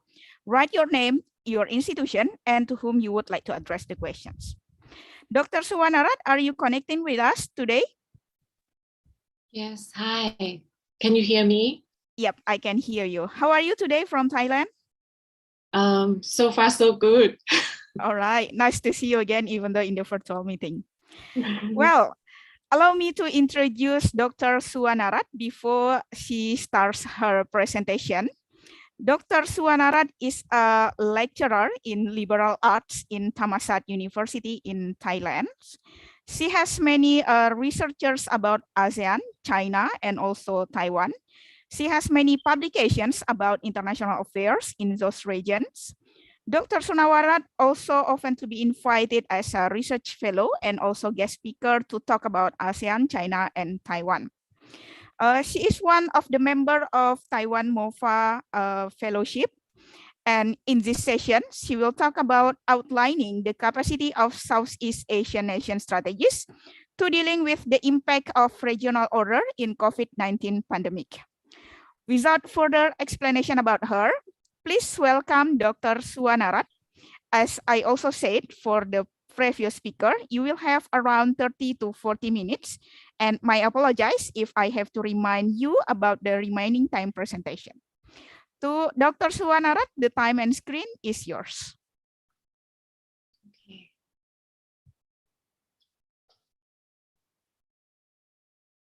So now I'm sharing the screen. I hope everyone see my screen, right?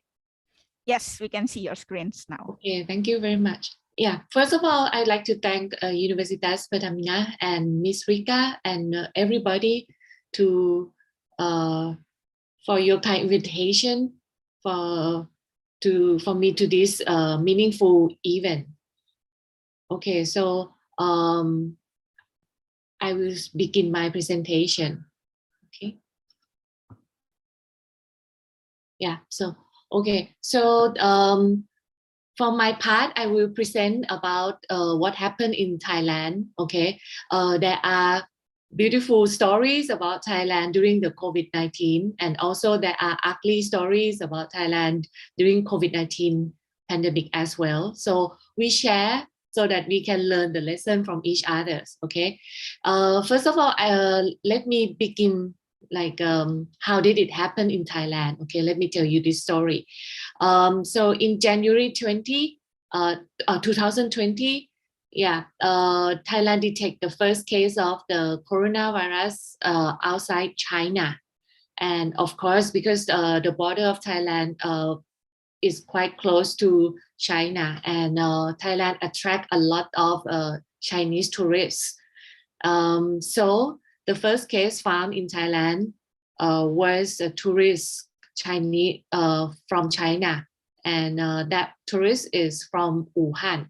Okay, and it also shows that the medical sector in Thailand is quite fast and quite up to the standard in terms of like being able to detect the case, and then once we are aware of the existence of the COVID-19 pandemic, and then everything happens so fast, right? I'm quite sure that many government and every country also has the problem of like how to handle this and what should we do, so many questions, okay? But every country is trying their best, including Thailand.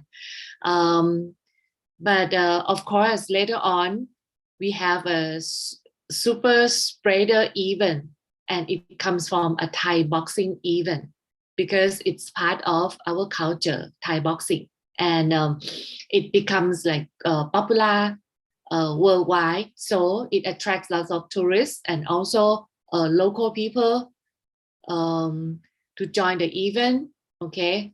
And I think the case is from the foreigner. Yeah, not I think, it's a fact. I'm sure about that. Yeah, so the foreigner who visited one of the MC of the event, they are friends, okay? And yeah, and the MC, he has to, because he is a celebrity, okay, of the event of this Thai boxing. So he speaks and meet with, he met with a lot of people during that event. So the COVID-19 spread, yeah, and it become a big cluster, yeah. And later on, so our government has to announce a lockdown in March, okay, 2020. And then, yeah, we have to ban almost all incoming flights. But that doesn't help much in terms of economy. Yeah, it hurts a lot, okay? So that's why Thailand become the hurt locker, because we try to control the pandemic, but on the other hand, it hurts the economy because a sudden stop in tourism flows, it is a significant contraction in the economic activity. And the tourism sector, which accounts for about a fifth of the GDP and 20% of employment, has been especially affected by the cessation of tourist travel. Thailand's GDP fell by 6.1% in 2020, the largest contraction since the Asian financial crisis. And Thai households have some of the highest debt loads in Asia already. Actually, even before the pandemic, I'm quite sure that based on my study that many countries have already had this kind of problem, especially South Korea and including Thailand, that we are having this problem about the household debts. But the pandemic activated that it happens even faster and more serious. So it's unavoidable, and it's sad to see that suicides are up in Thailand.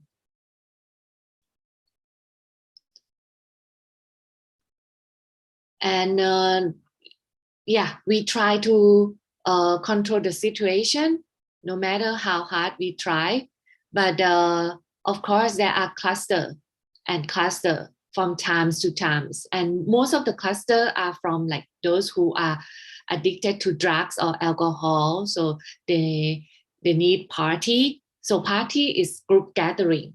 Yeah, so that's why when a lot of people group together, meeting for the purpose of party or for fun, then it's become a cluster.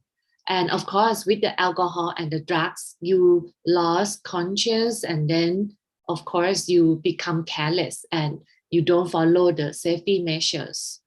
And also the gambling, okay? So there are so many underground casinos, but the pandemic happened. So it's also another side of the story is that it's also the opportunity for the policemen to be seriously try to get rid of these underground casinos, okay? But yeah, and then the situation become better. But later on, the world has to welcome, okay, Delta variant, which is highly contagious. And of course, the case of Thailand, I mean, in our country also at the beginning, we were praised by many other countries that, oh, Thailand is very successful in handle the situation before Delta arrives, okay, during the first phase, which is Wuhan virus. Many countries admire that Thailand can handle the situation very well. But when we were hit by the Delta variant, so same as many other countries like Taiwan and South Korea that were praised as well, that those countries can handle the situation very well. But when we face Delta variant, we have to face the same problems. So nobody is perfect. And it tells us that no place on earth is safe if other country is not safe from the COVID-19 virus.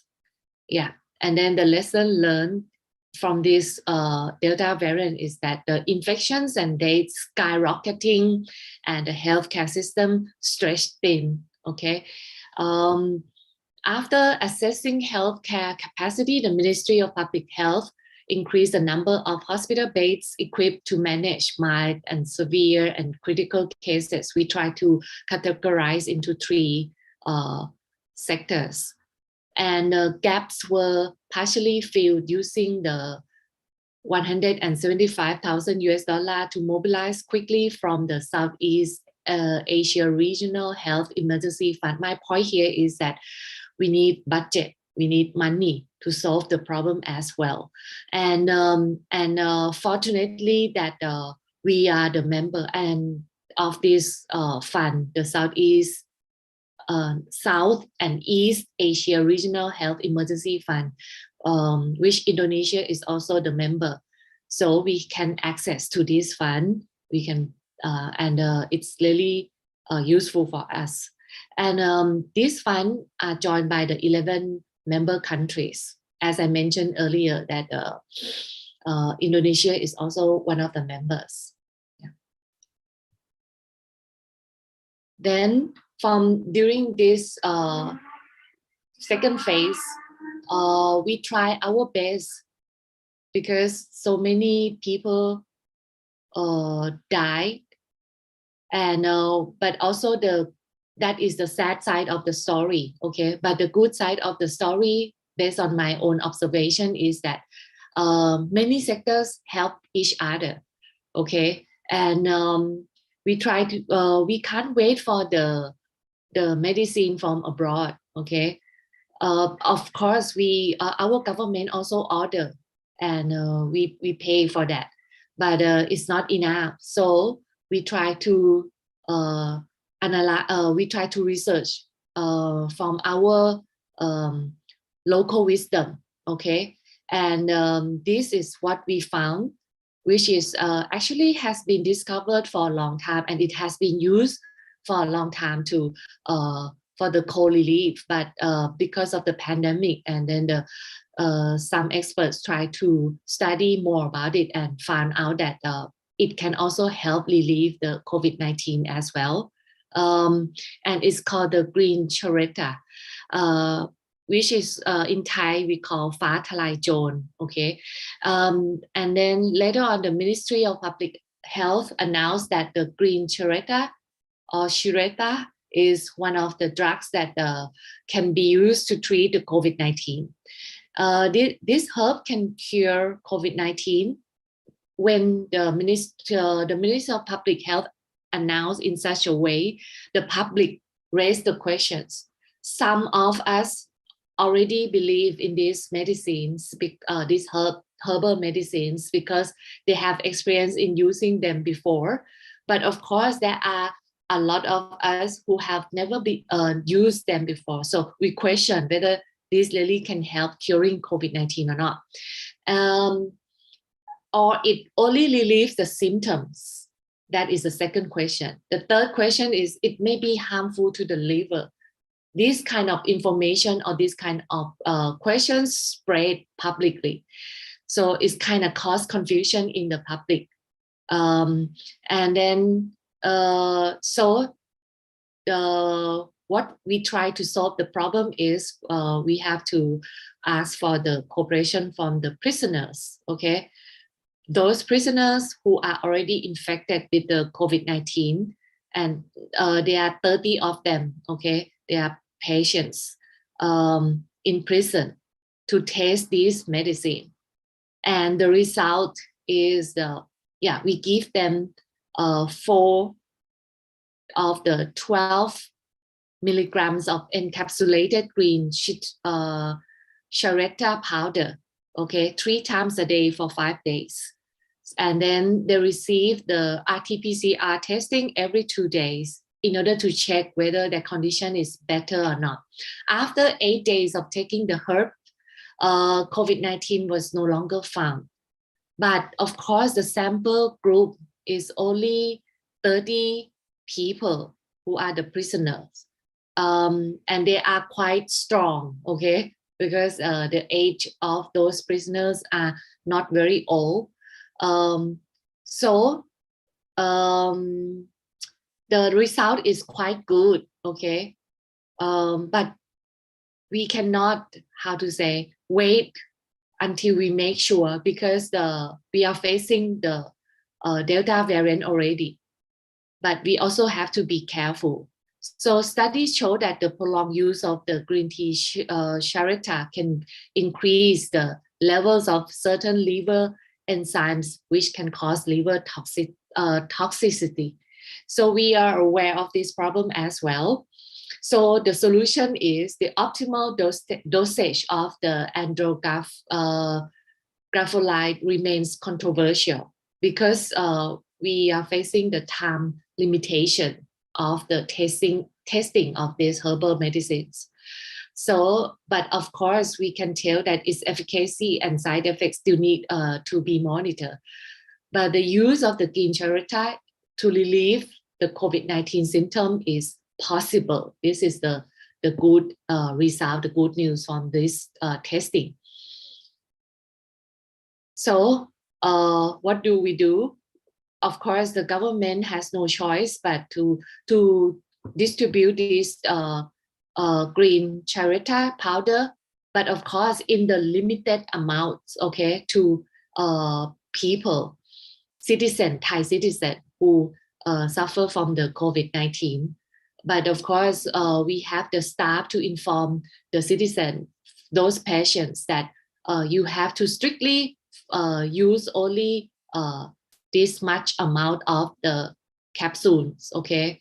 Cannot use more than this, because we are not sure about whether, because we are aware of the danger that come with the prolonged use of this medicine. But the thing that we are quite confident is that it can relieve the symptom. But the question whether it can cure the COVID-19 or not, right now is still in the progress of the study, okay? And that's why this medicine is very helpful. And also later on, I will inform you about other factors as well that help us get through the situation.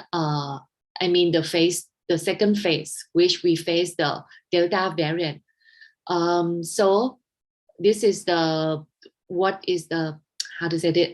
Tedros Adhanom Ghebreyesus, who is the director of the General of the World Health Organization, also praised that Thailand's response to COVID-19 offers a powerful example of how investment in public health and all of society engagement can control the outbreaks of the deadly diseases, protect people's health, and allow economies to continue functioning. Okay, so from this point, I will elaborate more. What have we done so far that we can get through the Delta variant? I cannot say that successfully get through, but the situation is better now. It's much better now. But when the situation is getting better, we are facing another challenge, which is the Omicron. Yeah, but we can discuss about it at the end of the session. But what have we done that we can make the situation better is we get the cooperation that I say that the social engagement, okay, we get the cooperation from every sector, public, private, and the government, people, okay, we all help each other. So from the private sector, like a Thai company called Siam Biosciences developed like local produced COVID-19 diagnostic kits. And when we found out that we need to promote the information, okay, from the government, so that everybody in the country have the same information, so that we follow the same pattern, okay. Then we need the application, right? Then the web application called Thai Chana was developed to help to trace the contacts, okay. And also the hotels, because Thailand, as I mentioned at the beginning of my presentation, that Thailand GDP rely a lot on the tourist sector, but because of the lockdown, so there are a lot of many hotels, their business suffer from the lockdown and the pandemics. But this is like how to say, killing two birds with one rock, because we invite these hotels to turn themselves to be the hospitals, which we call hotels were repurposed into hospitals to isolate the mild cases of the COVID-19 and for quarantine. So those Thai people or those foreigners who need to come to Thailand because they have the business here or they have the families here. So when they arrive Thailand, they need to quarantine. Then we have these hospitals, okay, available, ready for them, okay. And when there was a shortage of masks and personal protective equipment, like PPE, 7 Thailand's private manufacturers ramped up repurposing production operations to ensure enough local supply. And local manufacturers innovated using nanotechnology to produce reusable PPE. So my point here is that our private sector also adapt themselves to the situation. Their business suffer from the pandemic, from the lockdown, but they adapt themselves, and not just only to help their business, but also to help the society and the country. So they try to see what they can do, okay, to help the situation better. So these are the examples. And many, like the garment factories, they also shifted, because of course, at this moment, many consumers do not want to spend money for the fashion, right? So they buy less clothes. So these factories have to turn themselves to produce like the mask instead, okay? So, and when we can produce many necessary goods by ourselves, it helps reducing the cost of import the products from abroad, right? So it also helps increase the GDP as well. And also from the people sector, okay, many doctors at the beginning, many doctors and even politicians like the ministers are also very surprised that Thai people are very cooperative to the government measures.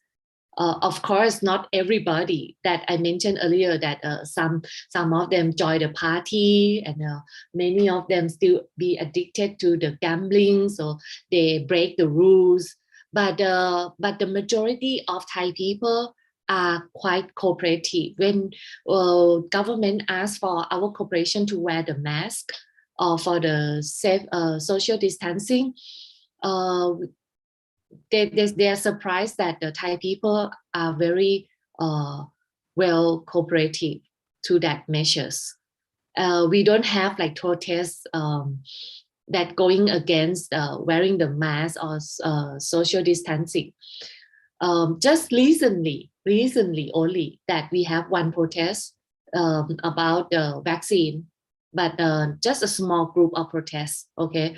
But many people are kind of active and alert, okay, and be cooperative with these kind of measures.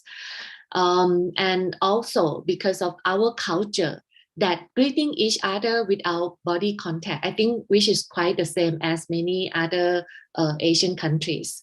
We are quite different from the Western side, that we don't hug each other or kissing each other. So we just like sawasdee, okay? So why or sawasdee? A prayer-like motion rather than a full embrace. So this helped a lot, okay, in supporting the social distancing. And cooperative, Thai people are very cooperative, as I mentioned. And early adoption of the face mask and social distancing, Thai people get used to wearing masks against air pollutants. This point, what I'm trying to say is that because the pandemic happened in year 2020, right? But in year 2019, Bangkok, Thailand, first, okay, discover that we have the problem about air pollution, okay? So then our government asked for the people cooperation to wear the mask. Not cooperation, but this is like useful for it is good for your own health. And Thai people learn that information. And so, of course, because they want to protect themselves, they want to protect their life, so they wear the mask. They learn it since the year 2019.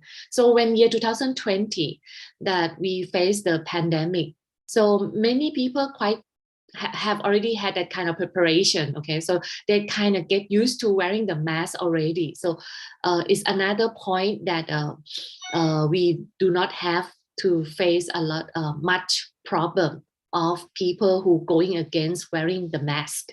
And then from the government sector, okay, the curfew was put into effect in time.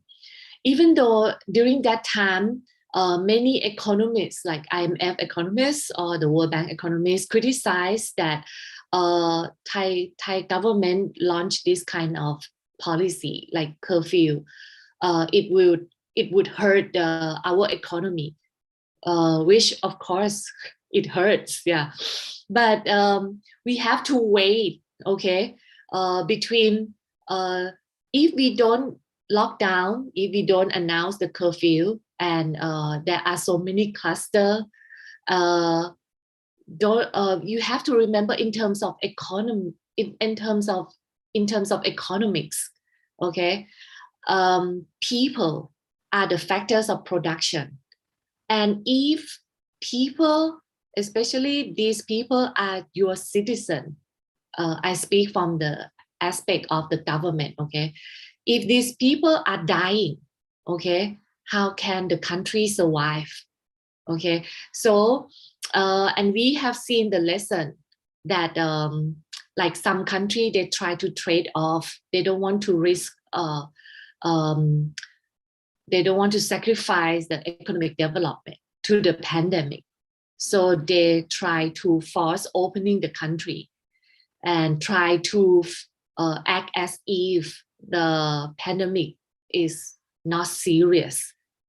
For example, Brazil or maybe England. And then we can see that a lot of people die from that pandemic. So we have to sacrifice our economic GDP, but of course we can save quite a lot of lives. So that's why, and we are not hesitate. We do thanks to our government that they don't hesitate to make this kind of decision. Okay, and because as I mentioned at the beginning of the presentation, most of the cases that come to Thailand are imported cases, which means that foreigners bring the virus to our country. I'm not trying to blame them, okay? This pandemic, it can happen to anyone, and people have the right to travel, move from one country to another country, from one place to another place. I'm not trying to blame that they have bad intention to bring the virus to our country, but of course we have to had this kind of curfew, and it helps a lot. Okay, and of course, our Prime Minister Prayut Chan-o-cha allowed the public health professionals to take charge. I have to admire him for this point. Yeah, even though although he has been criticized, this government has been criticized a lot by the US and by many medias. And of course, I'm not trying to say only the good side of Thailand, okay?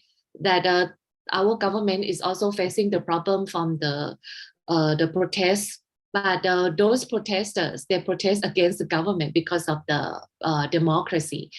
So this government, because of the background of the 5-year authoritarian legacy following the year 2014 coup, so many Thai media do not want to give credits to this government, but I try to be fair, okay, that in terms of democracy, those protesters have the right to question about this government. But in terms of like handling or controlling the situation of the COVID-19 pandemic situation, I have to give credit to this government in terms of this point that they announced the curfew in time, and also they do not try to take credit by themselves. They know that they are politicians, so they are not expert in controlling the disease or the pandemic. So they give way, okay, to the doctors, to those experts, okay, to have the credits of meeting the citizen and giving the information. Okay, so that's why the government quickly setting up the Center for COVID-19 Situation Administration.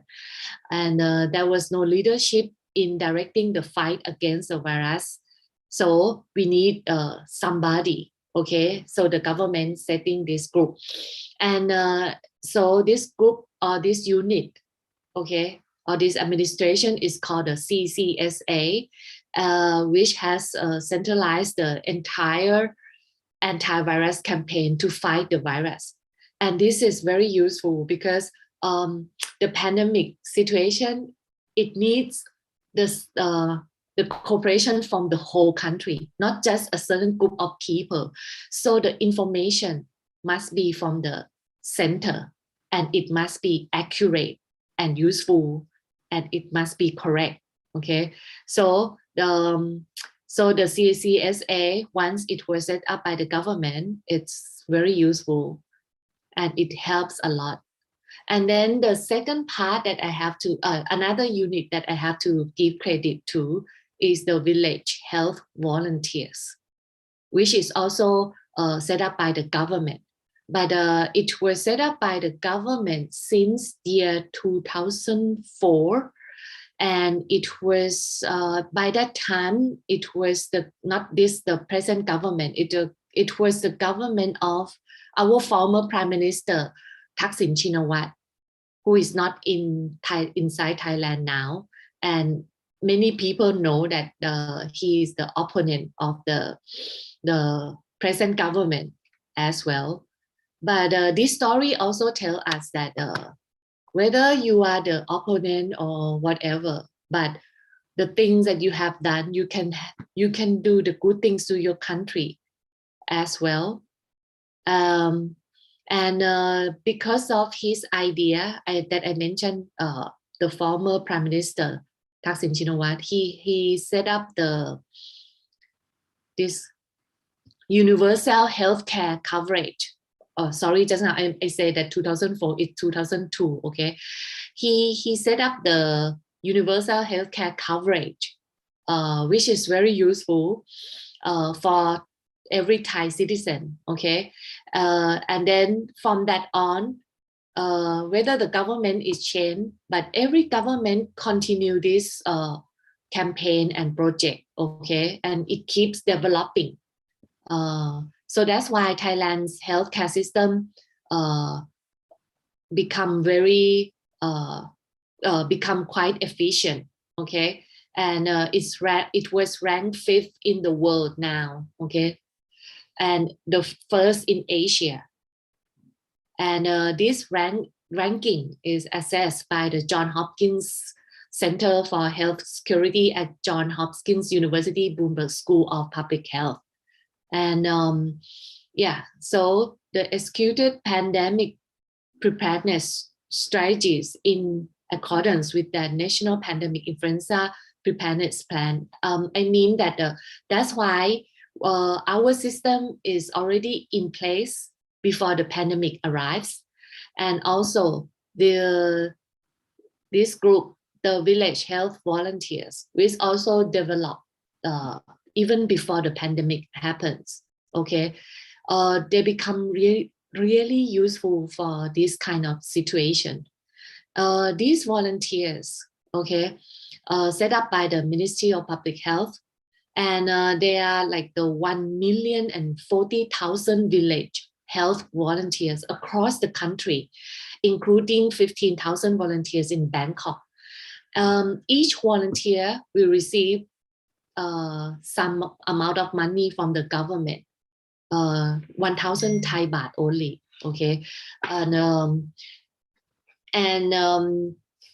also receive like extra 400 baht incentive during the COVID-19 outbreaks, okay.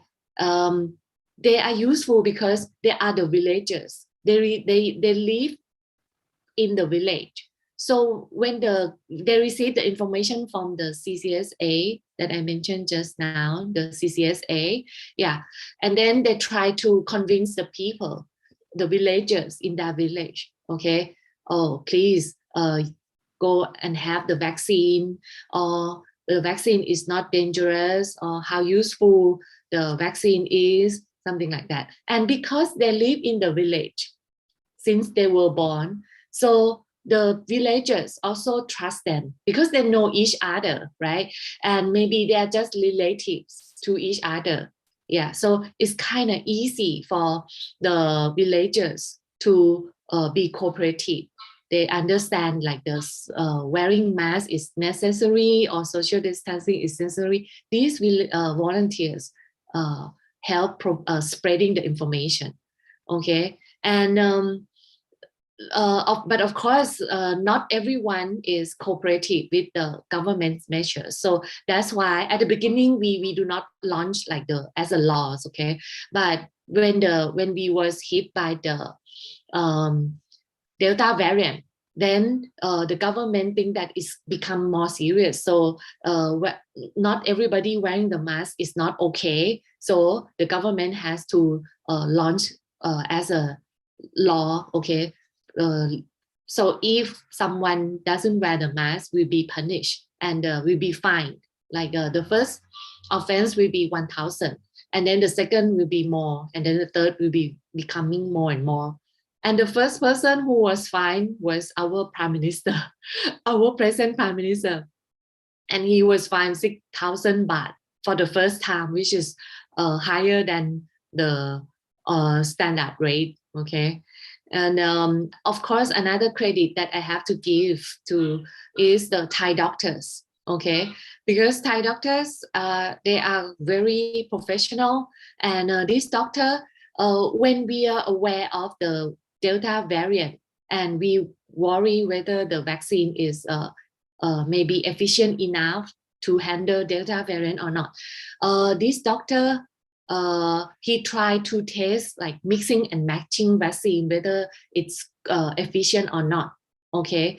And now, because he takes action earlier, okay? So when now we are facing the Omicron, he doesn't hesitate to announce of the use of the mix and matching vaccine. So now in Thailand, we are using the combination of the vaccines, okay?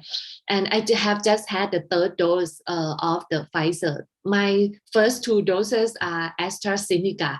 And as we can see, you can see that Thailand import a lot of the vaccine from different brands, not on purpose, but we follow the slogan that the base vaccine is the vaccine that we can access. Okay, so at the beginning, the first phase, we can access Sinovac and Sinopharm. So we just use them. But later on, when we have more choices, like we also produce AstraZeneca by ourselves. Later on, we can produce by ourselves. Then we use AstraZeneca. And then later on, we also receive the donation. And also we also buy by ourselves for the Pfizer and the Moderna. Now we have Pfizer and Moderna enough as the third dose to boost as a booster vaccine. Okay. Yeah, so that's all for my presentation. And now your questions are welcome. All right, thank you so much, Dr. Suanarat, for a really insightful, and now we open our mind about what are the experience of Thailand as our neighborhood in facing about the COVID-19. Well, before we jump to the questions, I can conclude some of you from your presentation that, as previous speaker also mentioned, that COVID-19 hit Thailand hard on tourism sector and also the essential sector for the Thailand as it contributes to the Thailand GDP from the tourism. Social sector also affected, like increasing number of suicide and death on the household. Meanwhile, social lifestyle in Thailand also increased the spreadness of the COVID-19 virus, like party and also gambling. In facing the COVID-19, Thailand used mixed collaboration strategies that are all sector has to contribute in order to solve of this problem. Government still the main policymakers, but other sectors like private sector, local manufacturers has to ensure that every region has their own supply to minimize the shortage of the medical supplies. People also being asked to cooperate with the situation, such as greeting with each other using nobody contact each other, and people seems quite cooperative.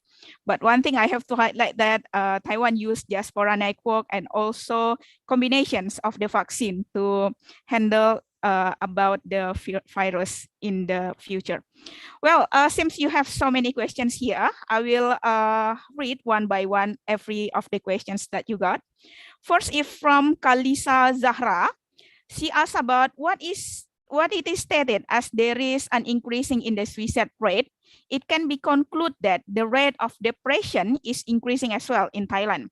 So what does Thailand do to reduce the depression on the society? And are the rates of the suicidal depressions getting lower these days or not?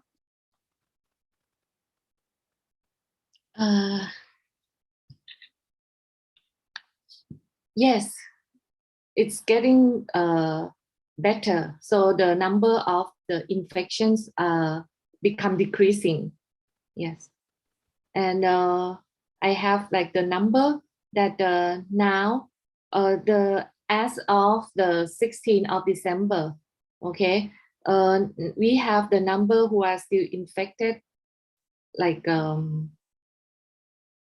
2,153,079 people who are infected in Thailand, and the how to say, the date is 26 yesterday, so the number decreasing. Yeah, but we are aware of the Omicron as well, but it hasn't spread locally yet in Thailand. Okay. I also got another questions from the anonymous attendee. Seems he or she doesn't write his or her name in here, but the question is quite attractive to me. It said that how Thailand set the best plan for maintaining between economic and health on the pandemic COVID-19. Yes, that's I said that locking down the country really hurts the economy, and of course we have to balance the economic development and also try to control the pandemic as well, because I'm not trying to say that then we just lock down forever, okay? Because when people suffer from their financial status, we also see many cases that they commit suicide, even though they are not infected by the pandemic, but because of their debts, okay? Yeah, so that's why I think you may have heard about Phuket Sandbox, okay?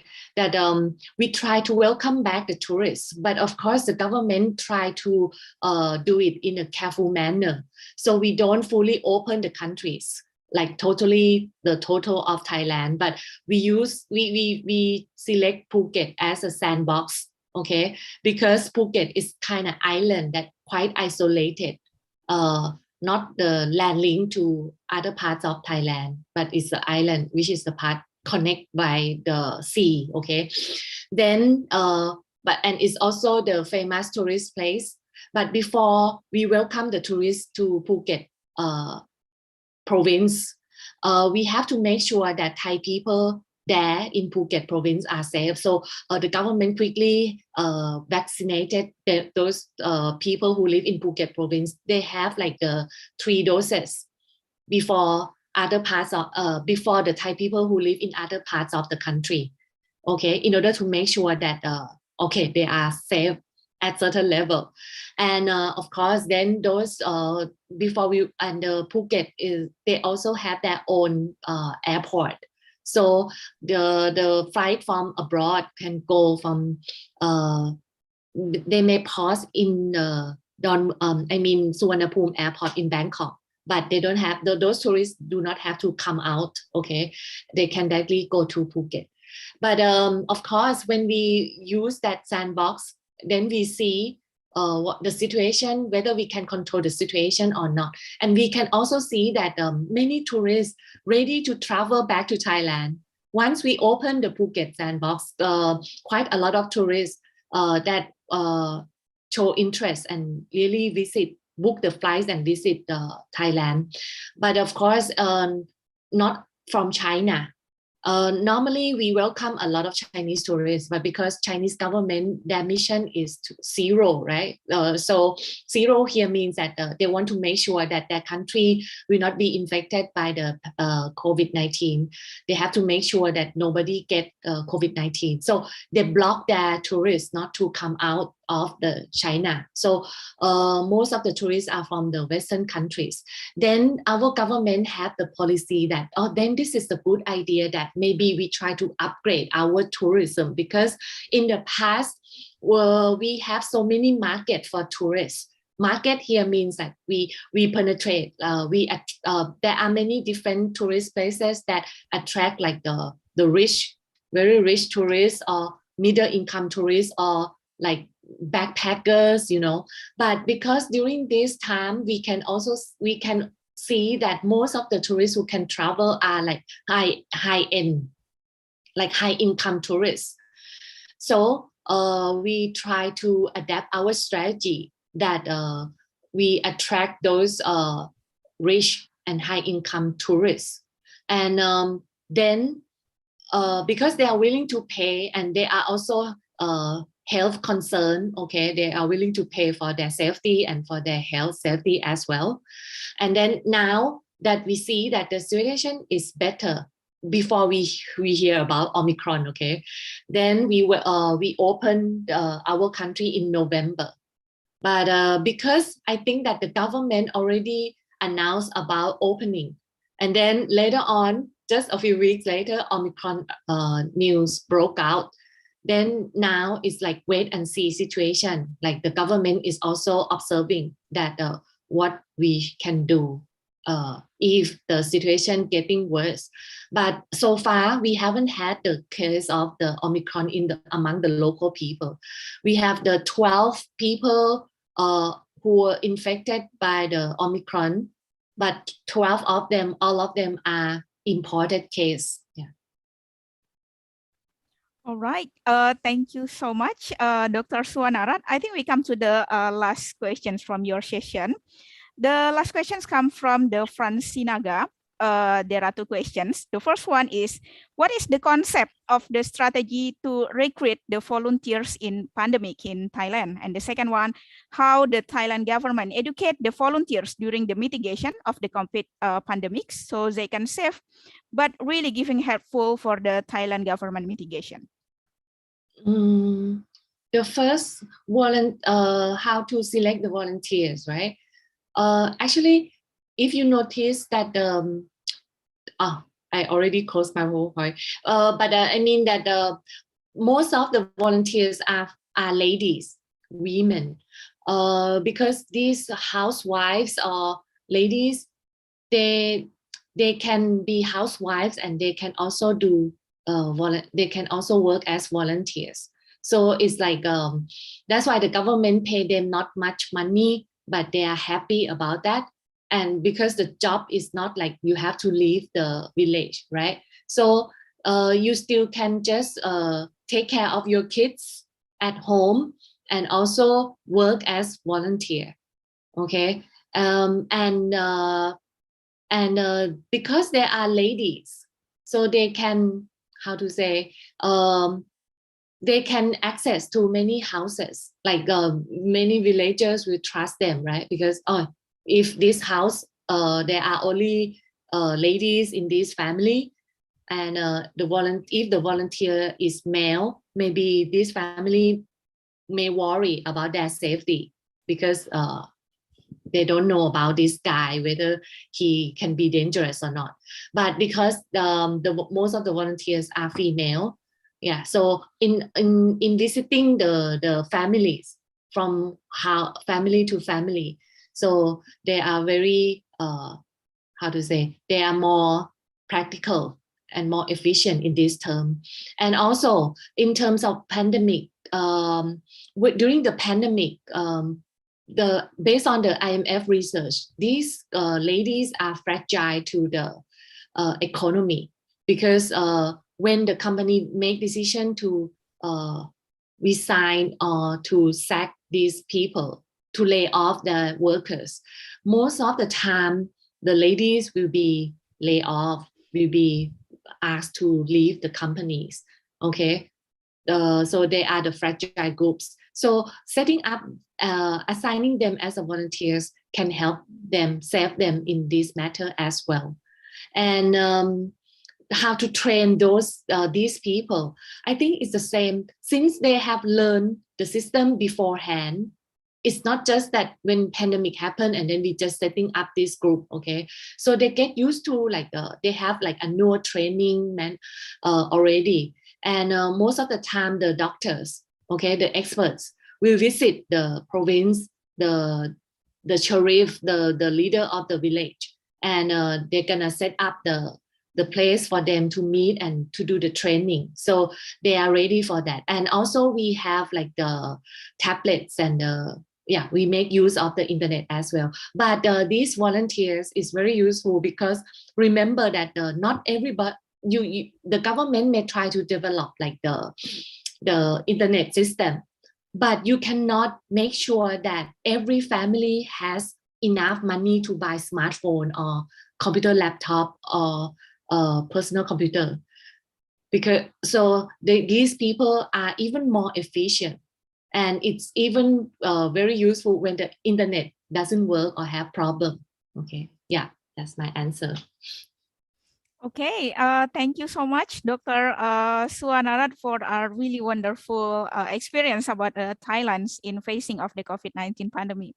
It really gives me some of the insights for how actually Taiwan quite different with Indonesia in adapting these situations. Once again, thank you so much, and we do hope you can join us again in another occasion to share with us about what happened again in Thailand and what are your experience in doing your research. Well, before we end your session today, could you say something or give a short testimony about our event today, please? I think I have to be thankful to Universitas Pertamina, and also to arrange this kind of event. I think it's very useful for us to meet each other and exchange information and learn the lesson from each other. So because the pandemic, I think that it will be with us for quite a period of time. Many experts saying that maybe it's gonna be over soon by next year, but in my own opinion, I don't think so. So we still have to stay alert about this. And even it's gone, I think it's gonna be like a bless. But who knows? Maybe some new virus comes up. So I think that these lessons are very useful for anybody. Yeah.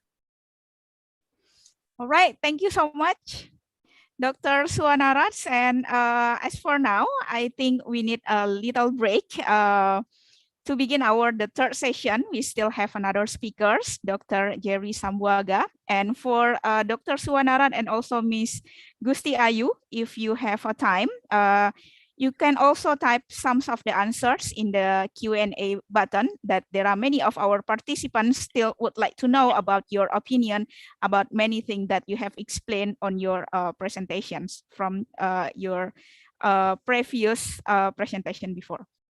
All right, to the committee, I think we will have around 10 until the 15-minute breaks to continue our next session. In the third session, we will have Dr. Jerry Sambuaga. To the committee, I give the screen back to you.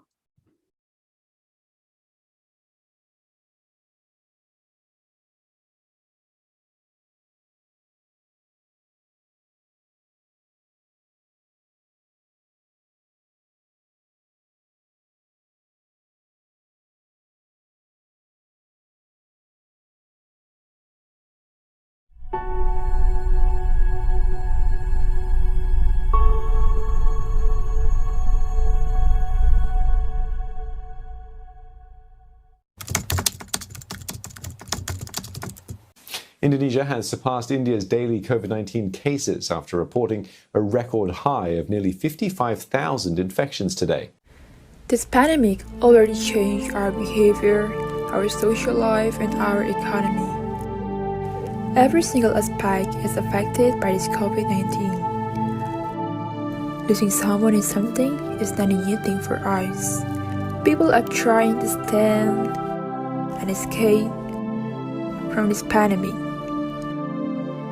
Wife, husband, workers, students, child, all of the people should unite to recover from this pandemic.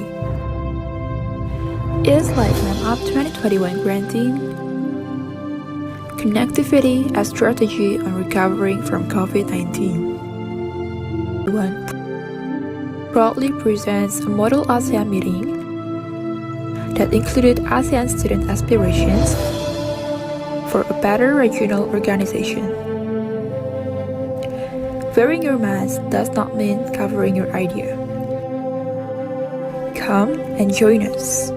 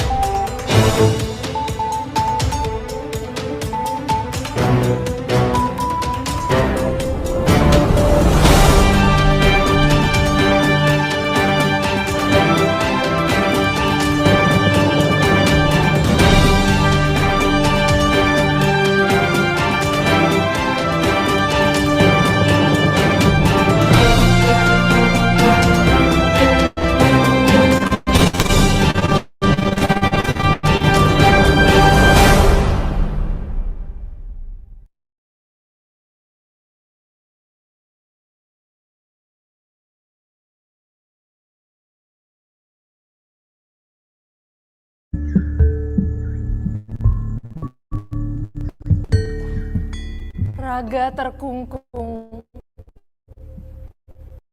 jiwa terkurung, ruang gerak yang terbatas, segalanya menjadi tak bebas. Manusia harus bertahan di bumi yang kian rentan. Kita harus bersusah payah, tak ada jaminan hari esok lebih aman. Tak ada yang tahu, mungkin esok lebih kacau. Pandemi renggut kebebasanku, tapi tak redupkan semangatku. Meski tertatih, aku tetap berlatih. Meski terkilir, prestasi tetap kuukir. Kusingkirkan keraguan, kuhadapi ketakutan.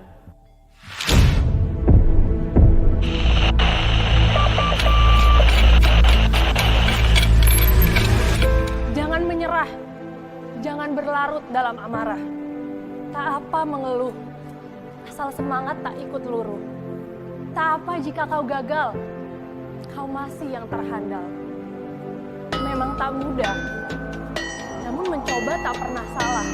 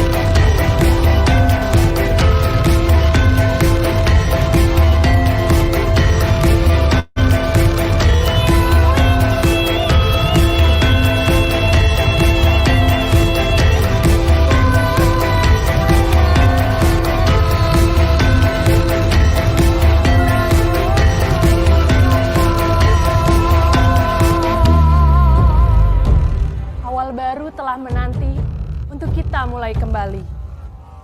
Tak ada kata terlambat untuk niat yang terhambat. Mari bangkit bersama. Aku, kau, kita semua. Bergandeng tangan, berjalan berdampingan. Ciptakan prestasi meski di tengah pandemi.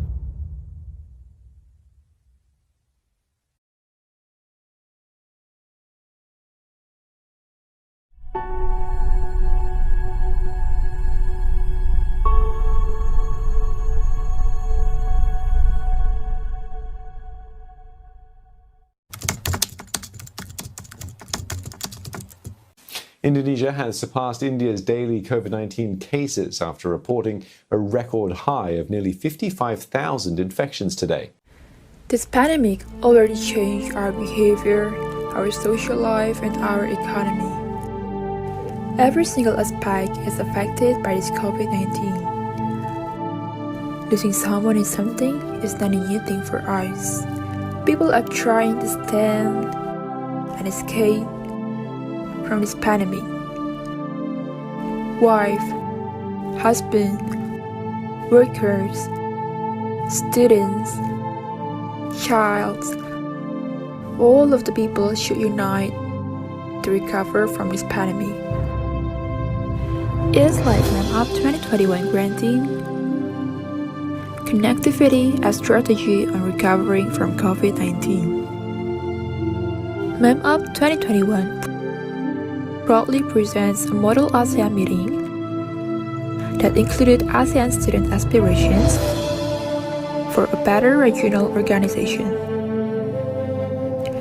Wearing your mask does not mean covering your idea. Come and join us.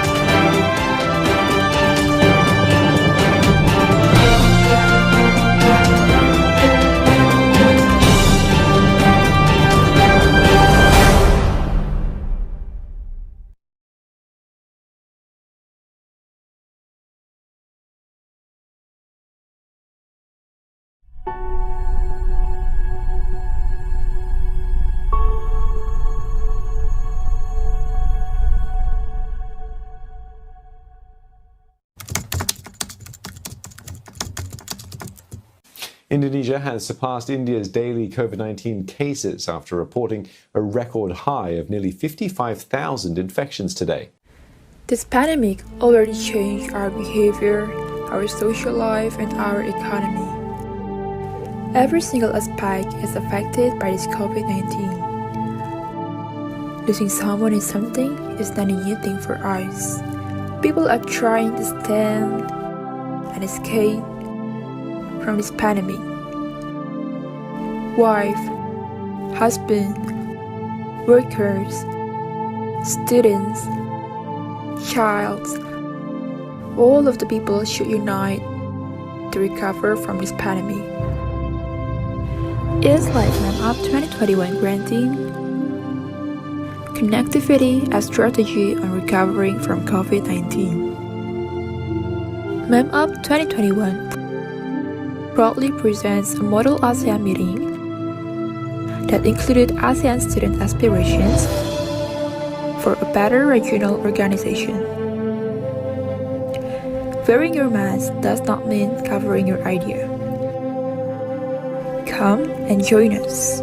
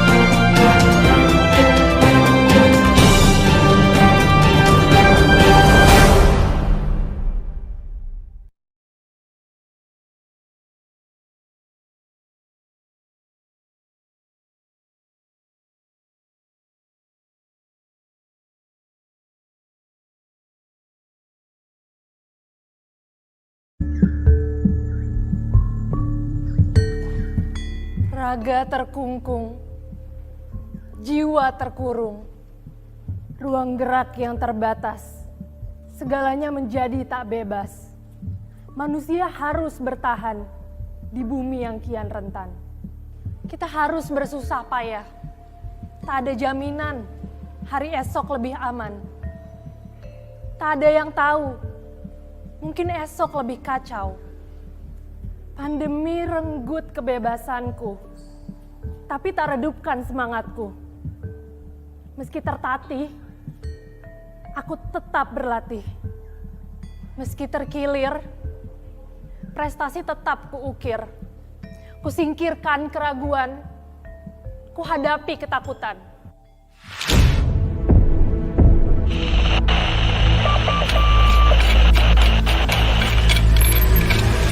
Jangan menyerah, jangan berlarut dalam amarah. Tak apa mengeluh, asal semangat tak ikut luruh. Tak apa jika kau gagal, kau masih yang terhandal. Memang tak mudah, namun mencoba tak pernah salah.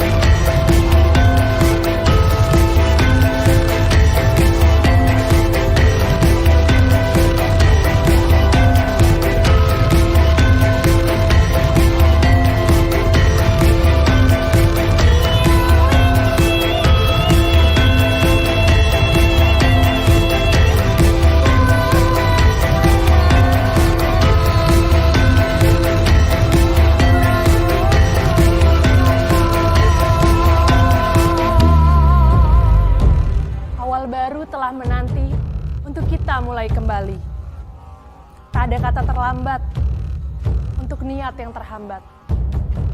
Mari bangkit bersama. Aku, kau, kita semua. Bergandeng tangan, berjalan berdampingan. Ciptakan prestasi meski di tengah pandemi.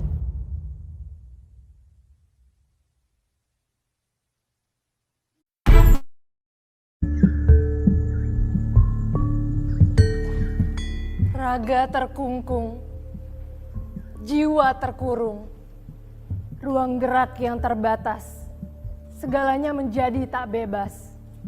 Manusia harus bertahan di bumi yang kian rentan. Kita harus bersusah payah, tak ada jaminan hari esok lebih aman. Tak ada yang tahu, mungkin esok lebih kacau. Pandemi renggut kebebasanku, tapi tak redupkan semangatku. Meski tertatih, aku tetap berlatih. Meski terkilir, prestasi tetap kuukir. Kusingkirkan keraguan, kuhadapi ketakutan.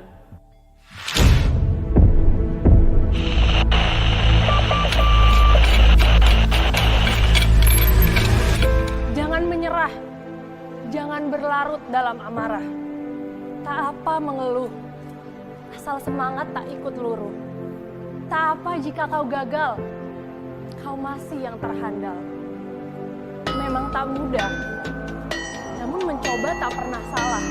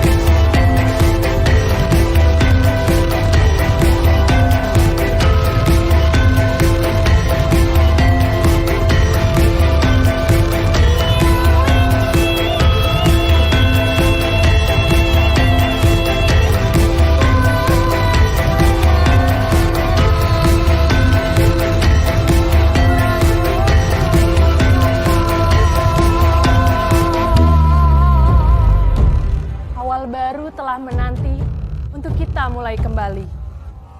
Tak ada kata terlambat untuk niat yang terhambat.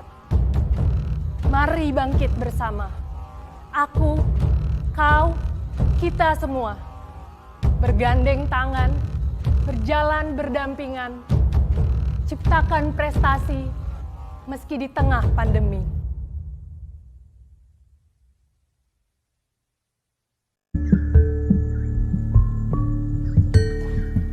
Raga terkungkung, jiwa terkurung, ruang gerak yang terbatas, segalanya menjadi tak bebas. Manusia harus bertahan di bumi yang kian rentan.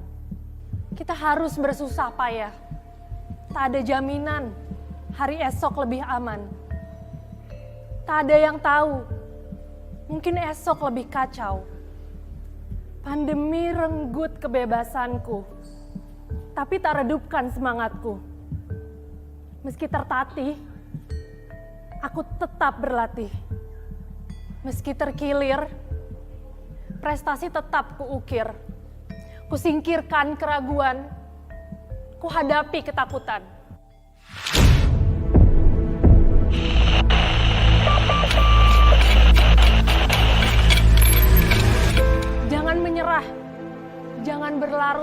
amarah.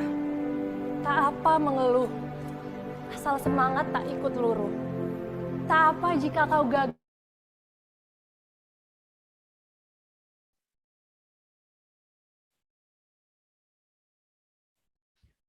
All right, welcome back, ladies and gentlemen, in our third session. Before we move to the third speaker, I hope Dr. Ini wajah di kita. Habis macam-macam. All right, I'm so sorry. Before we move to third speaker, I hope Dr. Jerry has joined us. Once again, I have to remind the participants that you can ask our speaker using Q&A button. And there is a little prize for our committee for lucky participant who deliver the best questions. For further information about our event series, please follow us at our Instagram at mam.univ.pertamina. We do many events in this MAM UP events like workshop for international journalist class, ASEAN preparation class, and many more. I see Dr. Jerry has joined us today. Dr. Jerry, are you connecting with us? Yes, well connected. All right, how are you today, Dr. Jerry? I hope you are doing very well. I am very good. I'm right now in Tanah Toraja. Ini lagi di wow, really wonderful. Thank you so much for spending your valuable times and join us from the Tanah Toraja. We really appreciate to meet you in here and ready to share with us about your experience and thought about this session. Okay. Before Dr. Jerry deliver his presentation, let me introduce Dr. Jerry first. Dr. Jerry Sambuaga is a Deputy Minister of the Trade of Indonesian Advanced Indonesian Cabinets, Ministry of Trade of the Republic of Indonesia. He has strong interest in Indonesian politics, proven by his education background is about political science, from bachelor degree until the doctoral degree. He joined one of the political parties in Indonesia since he was quite young, and before joining Ministry of Trade, he was member of the Commission First of the House of Representatives of the Republic of Indonesia. He also dedicated himself to develop Indonesian political studies by joining many universities and become lecturers. Well, I believe this whole webinar session will not be enough if I explain more about Dr. Jerry's outstanding experiences. In today's session, Dr. Jerry will talk about analyzing the harmony between Southeast Asian nations during situational economic integration for better regional economic resilience. Dr. Jerry, you will have around 30 minutes, and I apologize if I have to remind you for the remaining presentation time. Please welcome Dr. Jerry Sambuaga to deliver his presentation. The time and screen is yours.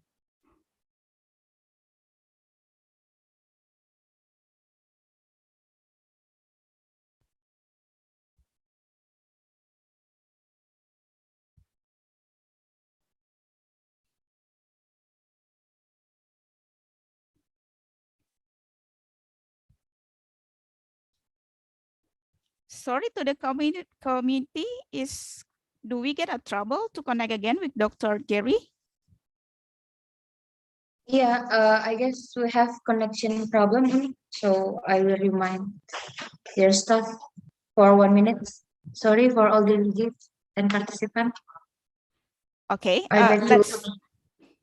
never mind. Just let's a while for Dr. Jerry to connect us again in this webinar. As he said previously, he joined us from the Tanah Toraja, maybe before he has another agenda and double with the meeting.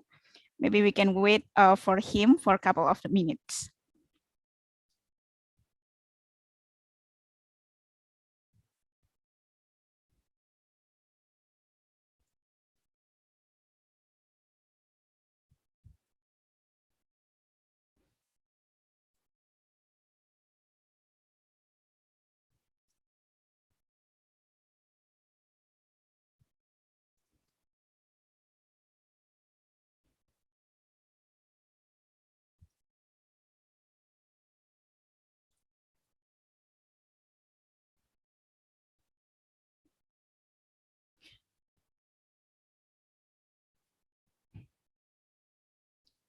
Well, for waiting for Dr. Jerry to reconnect with us again, the committee, maybe you can perform some of the entertainment while we are waiting for our third speaker.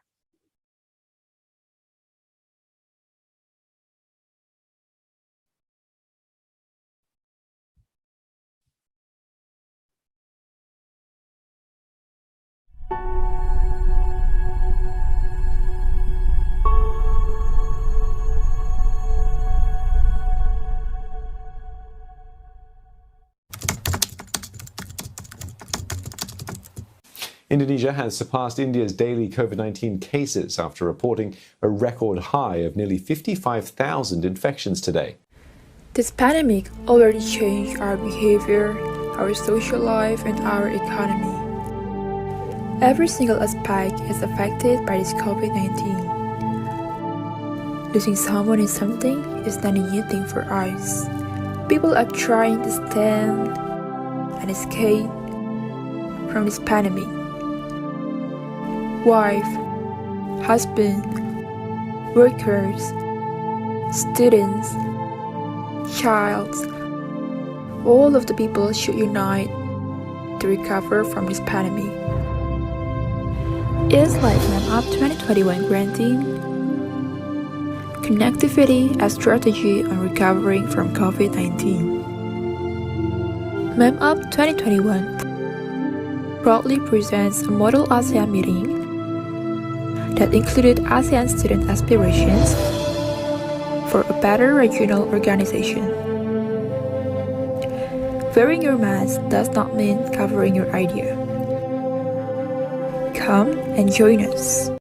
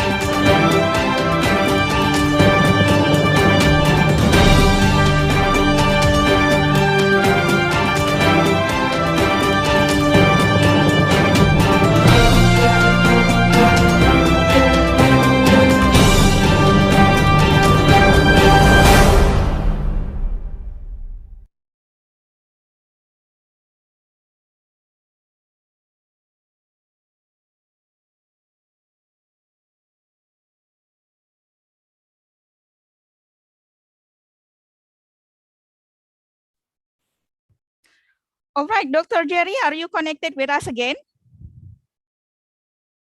Yes, I think I'm connected right now. Sorry for the connection. That's okay, Dr. Jerry.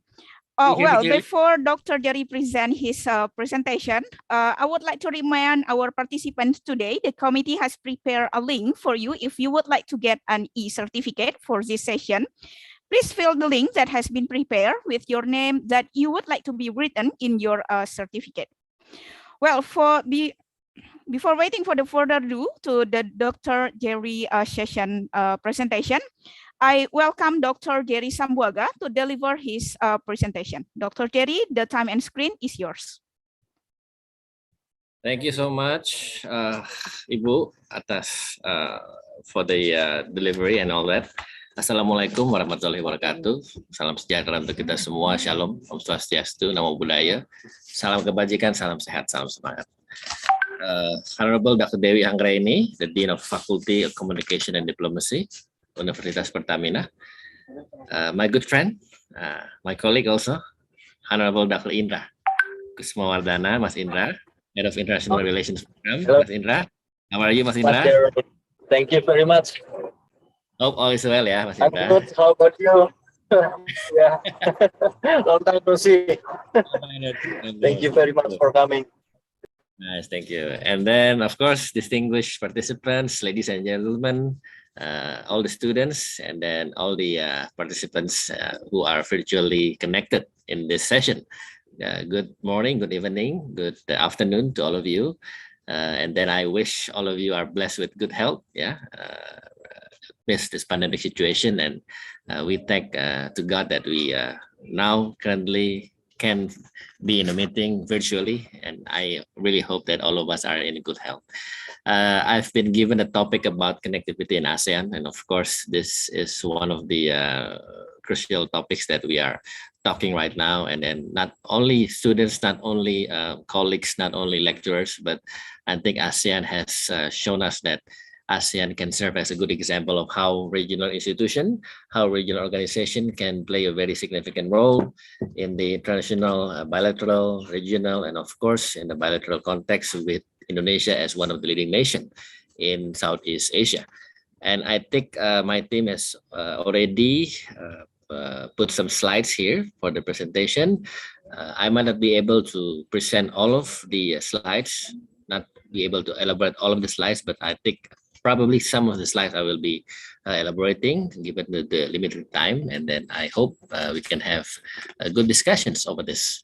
Okay, next. So as you know, I think one of the most important thing of ASEAN is about connectivity. It's about ASEAN way, ASEAN values that all of us, I think, are aware of, is that how we as nation, we as countries are connected to each other. And then that is why connectivity has become the focus of ASEAN in the last decade.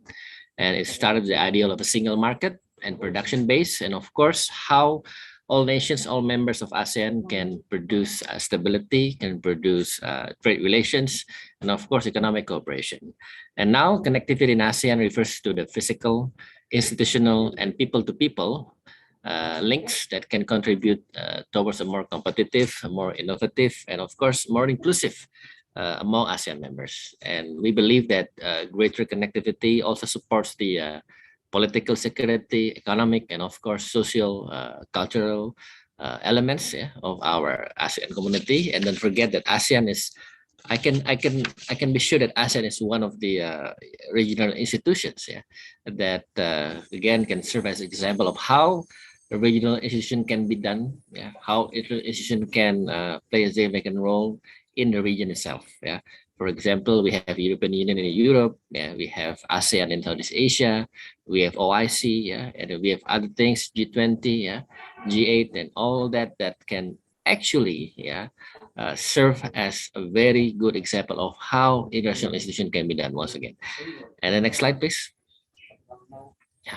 And by talking about connectivity, by observing connectivity in ASEAN, we of course have to identify, we of course have to implement at the same time how connectivity could put a lot of efforts in terms of dealing with the current situation. And one of the current situation that we see as one of the crucial development is about this pandemic COVID-19.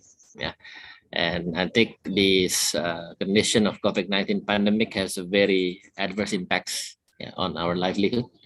The spread of the virus has resulted in a global crisis, I would say, not only in public health, but also in trade, also in social economic, and all aspects of human life, right? And therefore, we see that ASEAN should do something about it. Therefore, on April 14, 2020, ASEAN leader launched a declaration of the Special ASEAN Summit on Coronavirus Disease 2019. And this declaration started development of ACRF. ACRF is the ASEAN Comprehensive Recovery Framework, because we believe in this interconnected world, interdependence is growing, interdependence is rising, and all nations have to interact within each other, with one another, and we cannot really be safe unless everyone is safe. So that's why there has to be sort of a very solid framework to justify yeah, and to enhance and at the same time to maximize all countries' efforts, particularly in South Asia, to be connected, while at the same time they can also produce some sort of a good cooperation to fight this virus, yeah, to fight this pandemic, yeah, to deal with this pandemic.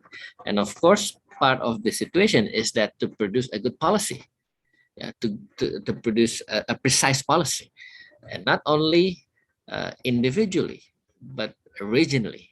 That is something that ASEAN needs to find a common ground about. And of course, we as nation, Indonesia, as the leading nation in ASEAN, must comply and must, let's say, come up with some sort of a good cooperation regionally.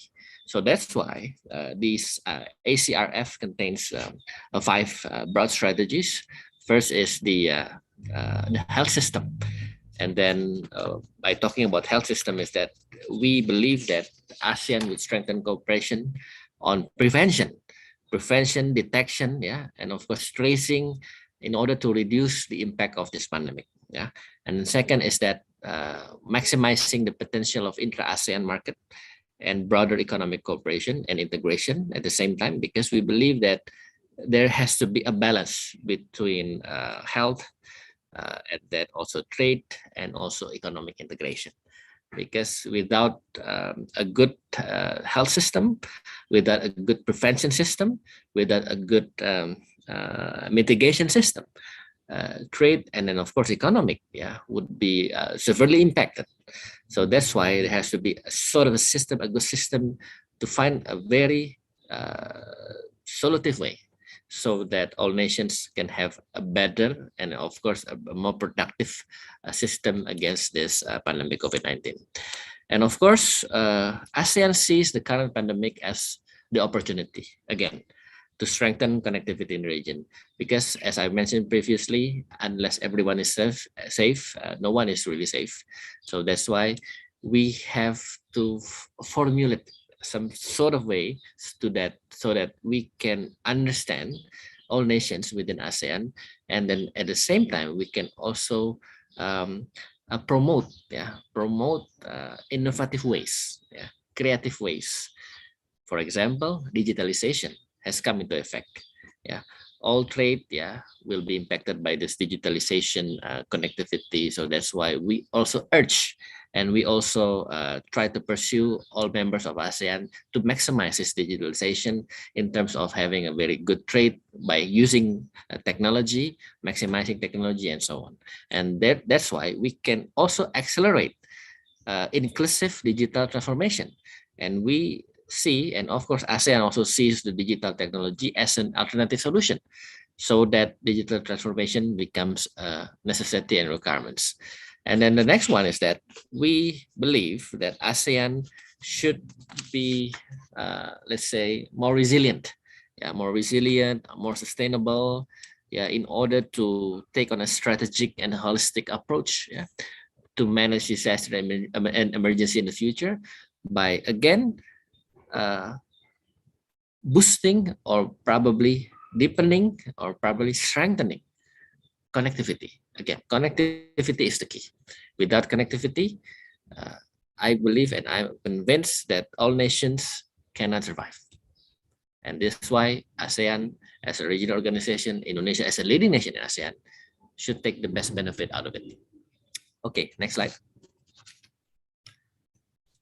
Okay, in this slide, probably I will not be elaborating much on this one because given the limited time, but we need to see the ground, or let's say the framework, yeah, of how policies or tools can be easier, yeah, by having sustainable infrastructure, by having digital innovation, by having a very easy logistics, and of course simplification of our regulations. And in order to do this, we need to build a very good infrastructures, yeah, not only Indonesia, I must say, but also other nations within the ASEAN. And of course, by having a very good infrastructure, we can expand. We can then proceed into the next level of how digitalization can come into effects. Yeah, for example, this is a very simple example. Yeah, within our country, within our nation. Yeah, I always travel abroad. Yeah, going to some villages, some rural areas, yeah, some cities, yeah, all over Indonesia. Yeah, starting from the western part of Indonesia, central part of Indonesia, eastern part of Indonesia. And unfortunately speaking, apparently speaking, not all areas are covered, let's say, with the maximum infrastructure, and to be exact, with the connectivity, with internet, yeah, with the a system, yeah, that could integrate into our gadgets, our computers, and so on. And somehow this can be a good, not only good cost, but actually is becoming a issue, yeah, for all of us, yeah, to maximize our digitalization efforts. So that's why infrastructure is one of the keys, and then that's why if we have good infrastructures, we can proceed to the next level, which is how to maximize our digitalization into effects. So that's why in order to have this, we need to have a policy, and the policy must be taken into consideration of how, let's say, provincial government, regional government, and of course central government could create or could come up with some sort of a comprehensive tools, yeah, so that infrastructures can be built quite well. And the central government, with the leadership of Pak Presiden Joko Widodo and Pak Maruf Amin, the Vice President, have put a lot of attention into this. Yeah, infrastructures. That's one of the keys again that are guided and are being managed and are being covered well by the government. And I hope this can also accelerate the growth on the development of digitalization. Okay, next slide. And of course, if we talk about policies, yeah, again, we talk about how economic recovery can be one of the factors for all nations in ASEAN, so that all nations of ASEAN could prevail over this pandemic. And if we're talking about how to prevail this pandemic, we see a lot of factors, not only trade affected by this pandemic, but also tourism, yeah, and also other MSMEs activities, and of course also, let's say, our routines, daily routines. And the other one is how to access market within the ASEAN itself. So that's why, given to the limited time, I don't think I have enough time to talk about this. But again, besides infrastructure, yeah, besides connectivity and policy, and of course framework, we also need to realize that trade agreement is also the key. Yeah, to be exact, as for now, yeah, Indonesia, through the Ministry of Trade, we have concluded approximately 23 trade agreements. Yeah, and that those agreements, yeah, have proven that they could give a lot of benefits to Indonesia. Yeah, and surprisingly speaking, yeah, these 23 trade agreements, yeah, apparently, yeah, they represent all 5 continents. We have our trade agreement with Australia. Of course, we have also our trade agreements within the European communities, and then with the African countries, yeah, Asia, of course, and America. And this is showing that our government, through Ministry of Trade, we are keen in order to develop, in order to enhance, in order to maximize, yeah, how trade agreements can really give benefits to all of us. For example, I can show you one trade agreement with Australia, yeah, our Australia-Indonesia SEPA, Comprehensive Economic Partnership Agreement. Of course, a lot of benefits within this trade agreement, but I would focus on one. One is that the post tariff, the free post tariff that we are having with Australia, close to 7,000 products, 6,900 something products of our local brands, of our MSMEs, and then all that are being exported to Australia with 0 post tariff. This means that the condition, efficiency, practicality, and of course, reducing costs for our exporter to export our products to Australia that can come up close to 7,000 products. Yeah, of course, this is a very good benefit for all of our stakeholders, especially to be particular, our exporters. Yeah, this is only one trade agreement that I'm talking right now. There are more than one, of course, more than one, and then representing more than 4 continents. Yeah, this is just about Australia, and then relating to this topic, we have this RCEP, Regional Comprehensive Economic Partnership, that was signed a year ago, 15 November 2020, and then 10 members of ASEAN signed this agreement, plus 5 non-ASEAN countries, New Zealand, Australia, China, South Korea, and Japan. Yeah, it's really showing that not only Southeast Asian countries within ASEAN that are seen as significant, but 5 non-ASEAN countries, they are willing to sign with the ASEAN countries, with the 10 members, and then they are keen on having this agreement with us because they see the volume, the size, the GDP, the purchasing power of ASEAN is a very good potential. With Indonesia is part of it, that is Indonesia is the leading nation within the ASEAN. So I guess this is one of the examples of how trade agreement could provide not only business opportunities, investment or trading, but also politically stability, and of course our leverage and our bargaining power with the regional community, particularly in ASEAN. So that's one of the examples of how trade agreements can again contribute a very crucial, very relevant impacts towards our development, particularly our trade development within the region. Now, this is the slide that is showing that we are having 23. They are concluded already, right? Representing 5 continents from Asia, Africa, Australia, Europe, and America. As you can see, the RCEP, the Korea, the Mozambique, the Japan, and so on. They are one of the developments that we are doing right now, and we still have the ongoing negotiation, approximately 30 negotiation that we hope we can finish by this year.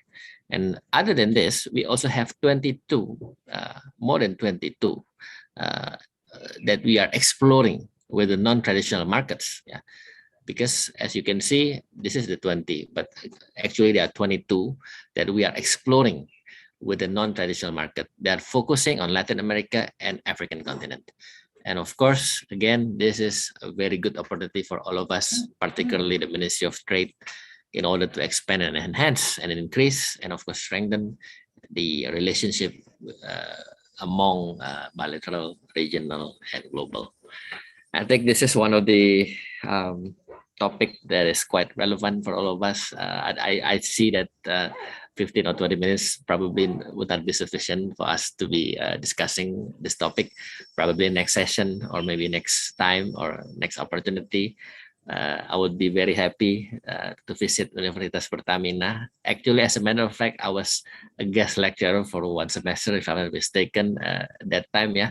Ibu Rika dan Mas Indra, I hope to see you again, and maybe we can find the right time probably next year.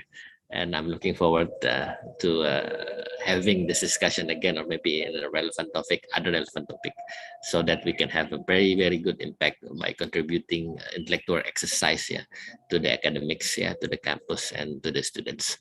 I think that's all that I can say right now. I'm sorry for the delay. I'm now in Tanah Toraja. Probably some of students here are from Tanah Toraja. Say hi from Tanah Toraja. Previously, I was from Manado and from Jayapura, Manokwari, Makassar, and after this, I will be going to Medan, all over Indonesia, just to make sure that our program within the Trade Ministry is being implemented very well in all parts of Indonesia.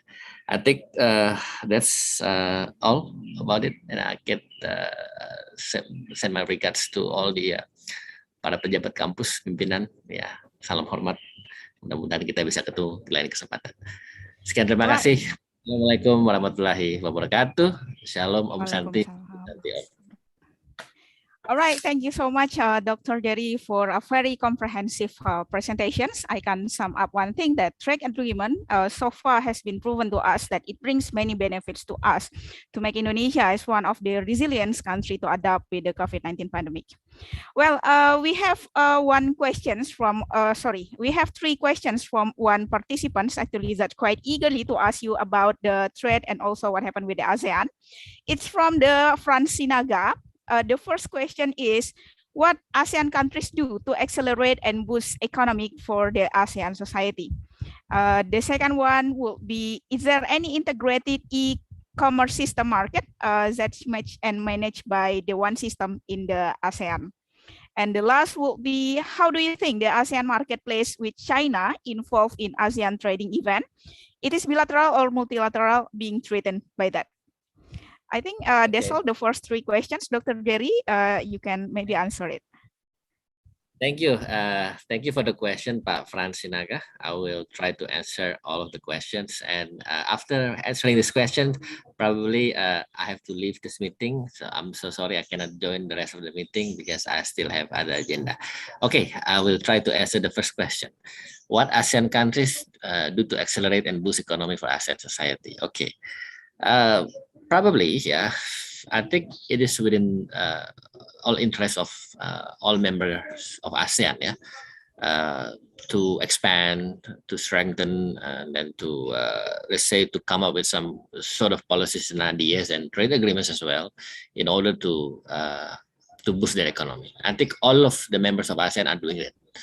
I think everyone is doing it, including Indonesia, and we have this. This example by, let's say, having a memorandum of understanding, a common collective understanding of how e-commerce is being managed integratedly by having a mutual understanding between all members of ASEAN. And I think this is showing that, again, connectivity and integrations are 2 keys. Yeah, they are giving a lot of impacts because all of us realize that digitalization is inevitable. Yeah, we cannot avoid the digitalization. And one of the ways that we can do during this pandemic is focusing on digitalization. If the question is how to accelerate and boost economy, I think during this pandemic, the COVID-19, I think one of the possible and feasible way is focusing on e-commerce, on digitalization, and how to produce a good system of that.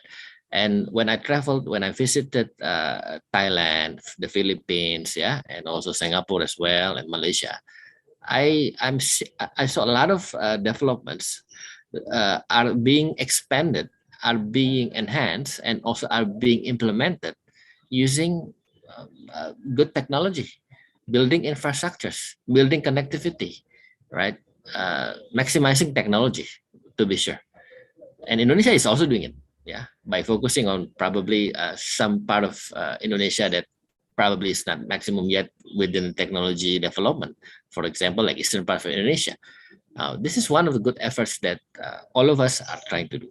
So I think to answer this question, all ASEAN countries are doing it, including Indonesia, and focusing on digitalization and trying to take the benefit, the good benefit, to make the best out of it, of our technology, of all technology, and also try to put it together system so that in the future, probably, for example, like Indonesia, Malaysia, or Singapore, whenever they have transaction, whenever they have a lot of, let's say, trade relations, yeah, probably non-physical or probably, let's say, online and so on, and all these activities does not necessarily have to be offline.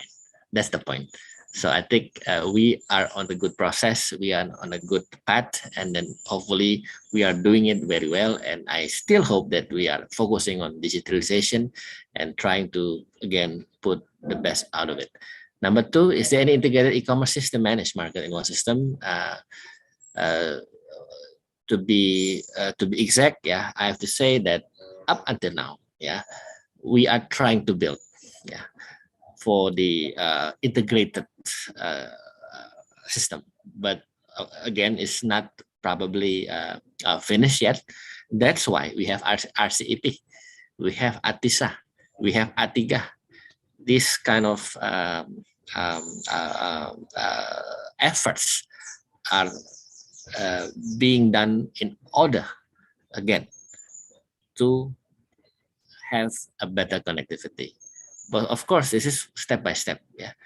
First, before talking about integration, again, infrastructures, right? How can we implement or maximize technology if we don't have good infrastructures? And by having infrastructures, meaning having more trade. And in order to have more trade, we have RCEP. We have a lot of free post tariff, right? We have efficiency, we have practicality, and all of this, and also investment. All of this are being done by this RCEP. And to be exact, previously we tried to have India join this RCEP, but unfortunately speaking, they did not join. But this is one of the efforts that we are doing. But again, we are getting there. Yeah, right now we are working on it. Yeah, and I really agree with the second question, that I think the idea and the intention is that we have a very good common integrated e-commerce system managed in one system. I agree with that. That is one of the ways that we can promote connectivity better. Number 3, how do you take the ASEAN marketplace with China involved in ASEAN trading? Okay, I see this as let's say opportunity rather than a threat. Why? Because again, of course, everyone knows China is the largest country in terms of population. They have a very huge size. The purchasing power is also great, and so on. Yeah, no one is doubting about that.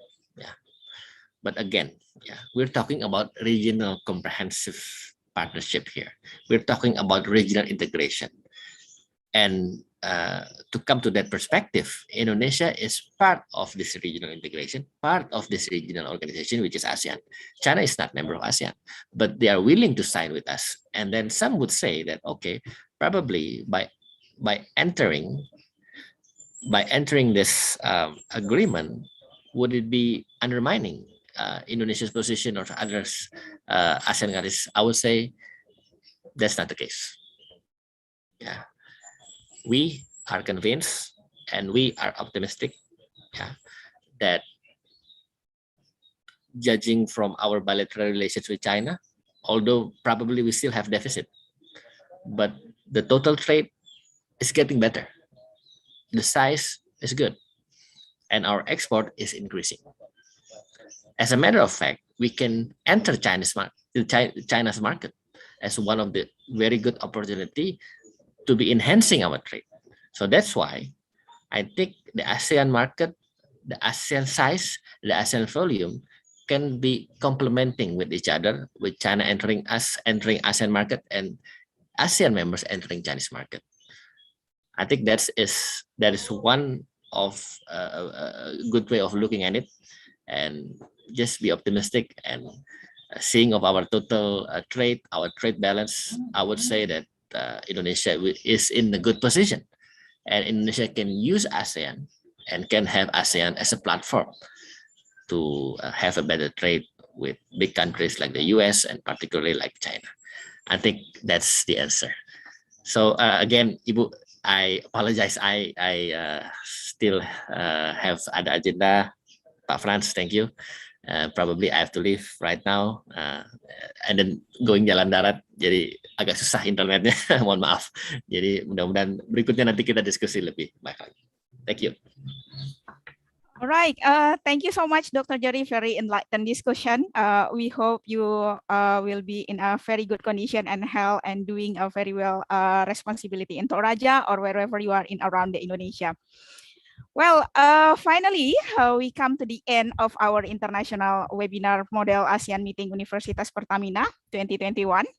The result of the 6 participants that has been the best questions will be announced on our social media in our Instagram page, which is @mam.univpertamina, at least by 1 week after the webinar is held. All of the winner will get a reward that has been prepared and organized by our committee.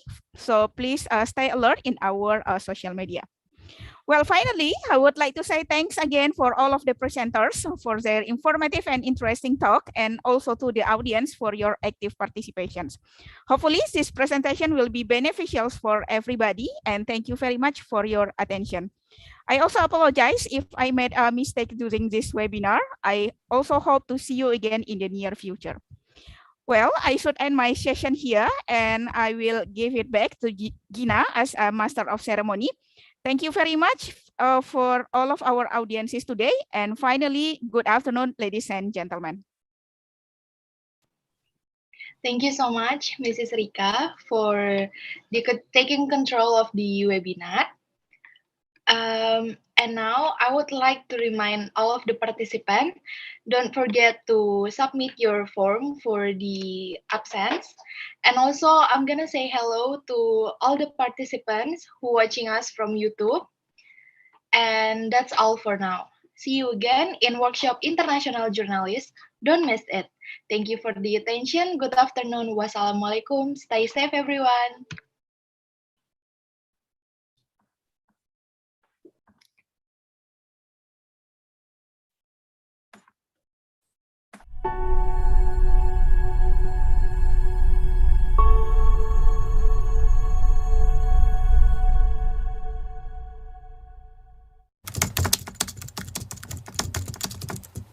Indonesia has surpassed India's daily COVID-19 cases after reporting a record high of nearly 55,000 infections today. This pandemic already changed our behavior, our social life, and our economy. Every single aspect is affected by this COVID-19. Losing someone in something is not a new thing for us.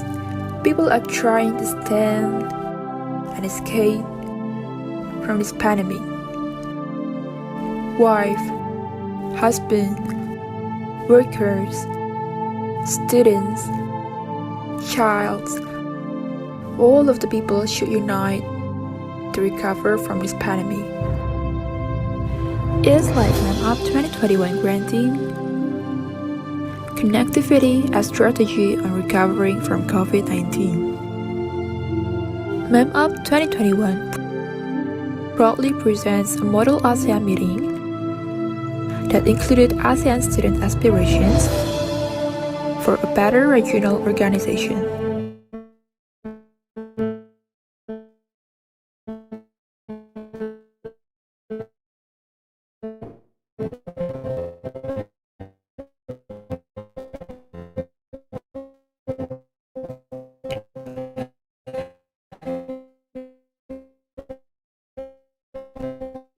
Wearing your mask does not mean covering your idea. Come